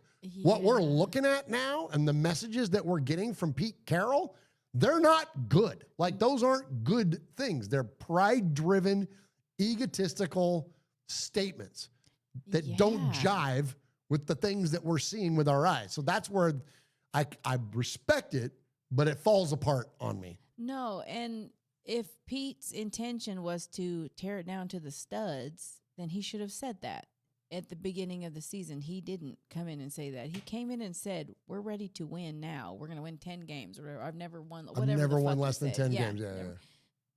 Yeah, so no. And no, I honestly give not any coach, but give any coach a good, new, fresh quarterback, and they're probably going to have a little more success than, so I don't think it's just Pete Carroll who needs a new quarterback. I think it could be a lot of the coaches that we've had that maybe could have got a rookie quarterback and had a successful season. Antonio Pierce, yes, off the rip, yeah. But, yeah, no, I don't know. And honestly, it's easy for a Kansas City fan to say be patient. Right. So you've had winning for freaking almost 20 years. Exactly. Well, so. And the other thing too is that, like, and this is where theoretically it falls apart for me is that if you were genuinely, you don't even have to come in and say it outwardly and be like, hey, look, we're going to break this thing all the way down. We're going to suck for a year or two, and then we're going to bring it all together and we're going to put a good product on the field. But these guys are savvy and polished enough to deliver a message that is not indicative of win now and is indicative of, hey, look, there's going to be some time to evolve this thing. There's a way to do that, to communicate that to a fan base. And if that was the actual intention, which was to, quote, tear it down to the studs, why are we starting a 35-year-old quarterback, and why did we not draft one until the 6th round in the draft? Like that. Exactly. So it doesn't make sense. It's the most important position in all of team sports. So to not address it in a way, to an aggressive way, and I forget who it was. Somebody earlier was talking about how we have to make the push to get a quarterback. We may not have to make a push to get a quarterback the way this is going. I'm feeling pretty confident that we're not going to have to make a push. We're going to be in the running for one of the top 3 guys because we got the Jets to contend with, we've got the Saints to contend with. There's one other one, Miami. No, because the Titans already have their quarterback. They already have their quarterback. That's right. Yeah. Because the way it's going with Tua right now, so probably Miami. So there's probably 4 of us that are going to be climbing around the top 5 looking for a freaking quarterback this year. So, but we're going to be square in the running. And if you're that close, well, that's when you, quote, make a push and you package up a pick or whatever. And then you make the move. All right. Anyways, we appreciate the call from Josh in the East Bay. Appreciate you, brother, very, very much. Call us back. All right. Next up, let's get to our buddy Josh in the 703. What up, fam? I'm pathetic. We fucking suck. Murray, either you talking about I think I dumb it down for Gino for this offense. I saw one offensive genius mind on one side of the field. Then I looked at our side and was like, why are we running look like high school fucking plays? We're undisciplined, still prepared. We need to get the young guys out there. I don't know why, we shouldn't be running the veterans. I get it. If we're winning, keep doing what you're doing. We're not winning. And the writing seems like it's on the wall. They need to get these young guys out there. I keep saying, I'm tired of the Kyle Blue Kelly experiment because he's not cutting it. Gary Porter needs to be out there. He needs to be getting reps. They Paulo Mal, I know he got hurt, but that just seems like he's out of place a lot. So, I don't know, man. We weren't even competitive. That was sad. We weren't even competitive. And when they try to put their fucking second stringers in the beginning of the fourth quarter, you already know it's over with. I feel bad for Austin, Thornton, Bash, some of these guys, because they need to be out there getting those reps. Thornton had a couple of catches today. I think 2 or 3 of them were first down penalties. Penalties called them bad. You didn't get credit for it. And it makes us look bad as a team, man. Geno Smith, he can't seem to make it either. He can't make a decision when he's the wrong way. He threw that one pass to Thornton that was triple covered. I'm like, what the fuck are you doing? So that's just where we are. I mean, we couldn't get the run game going. Again, penalties. That's bad, man. Hey, there's no football this weekend. We need to get to reset ourselves. So, really, Pete Carroll, Spycheck, all them, need to look need to look centered, and they need to be honest and hard on themselves and figure out what the fuck is wrong. I mean, you don't play to lose. So you got to play to win. How are you going to get these guys moving forward, especially these rookies, getting them some of that experience to help propel them into the next season and so forth into their careers. That's what good coaches do. That's what they need to work on. It's the bye week, so got no one to yell at this weekend except, man, fuck Pete Carroll.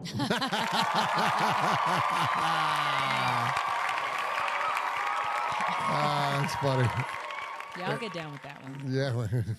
I'll jump behind that one. Yeah, I think we can all get on that train in one way or another. All right, next up, there's a good call from Josh in 703. Thank you, brother.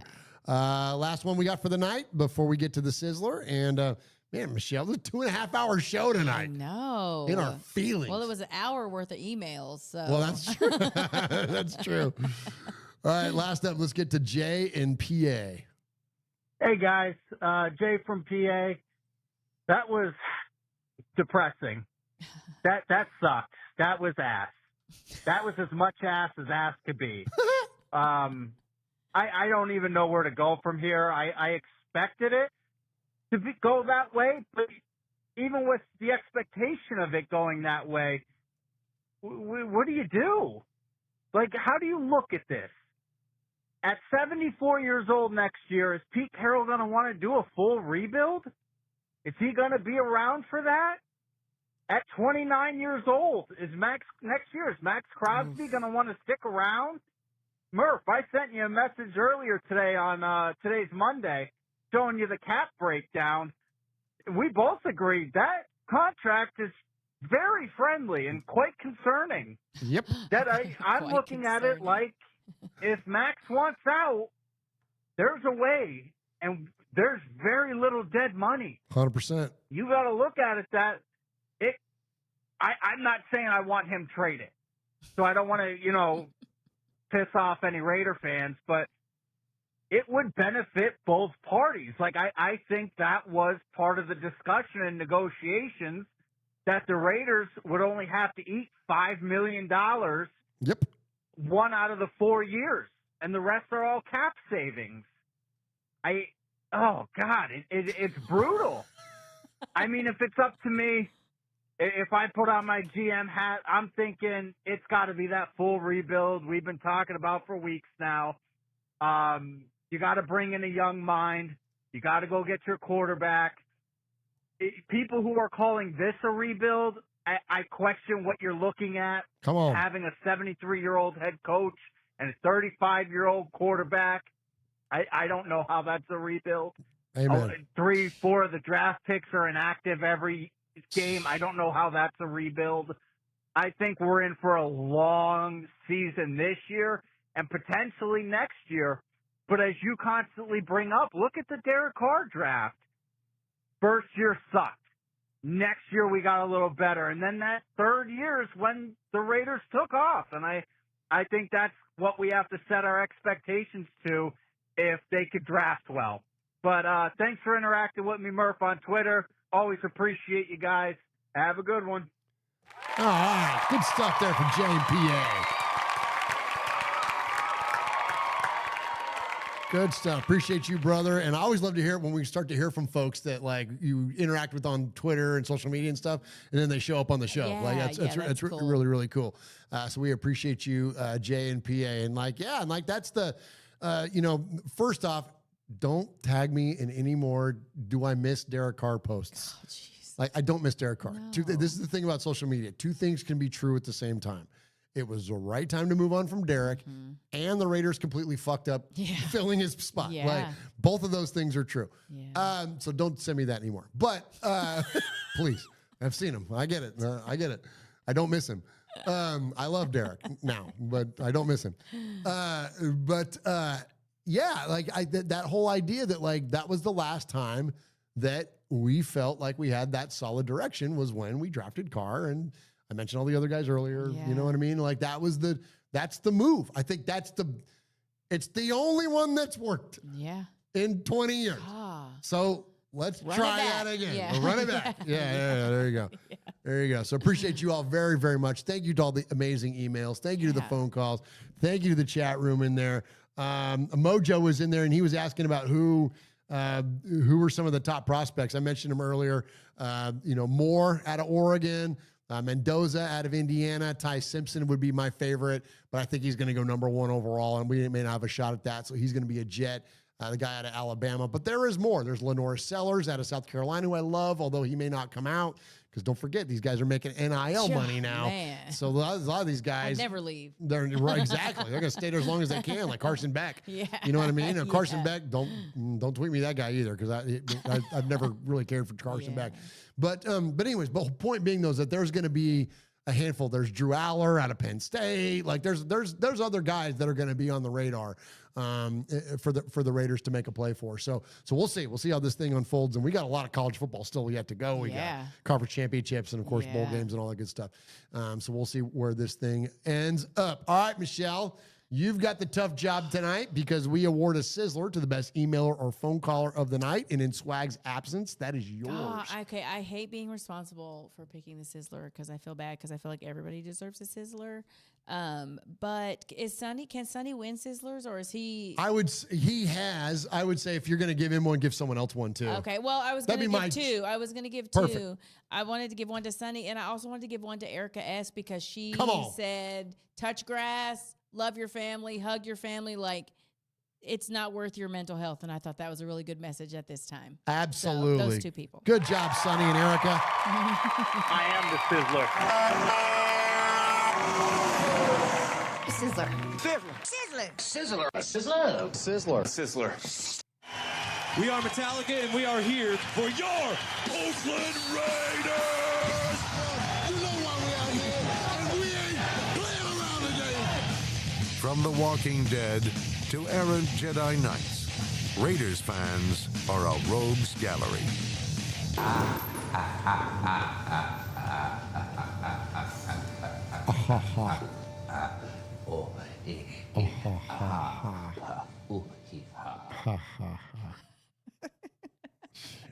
Stupid season. This is. Oh, God. I hate this season. I hate this season. I hate the Raiders, and I love them at the same time, but I do hate them currently. So, there. Is this one last question, then we got to get out of here. Is this is the worst, yeah? This is the worst. Like ever. This is the worst. 2006 was pretty damn That was bad.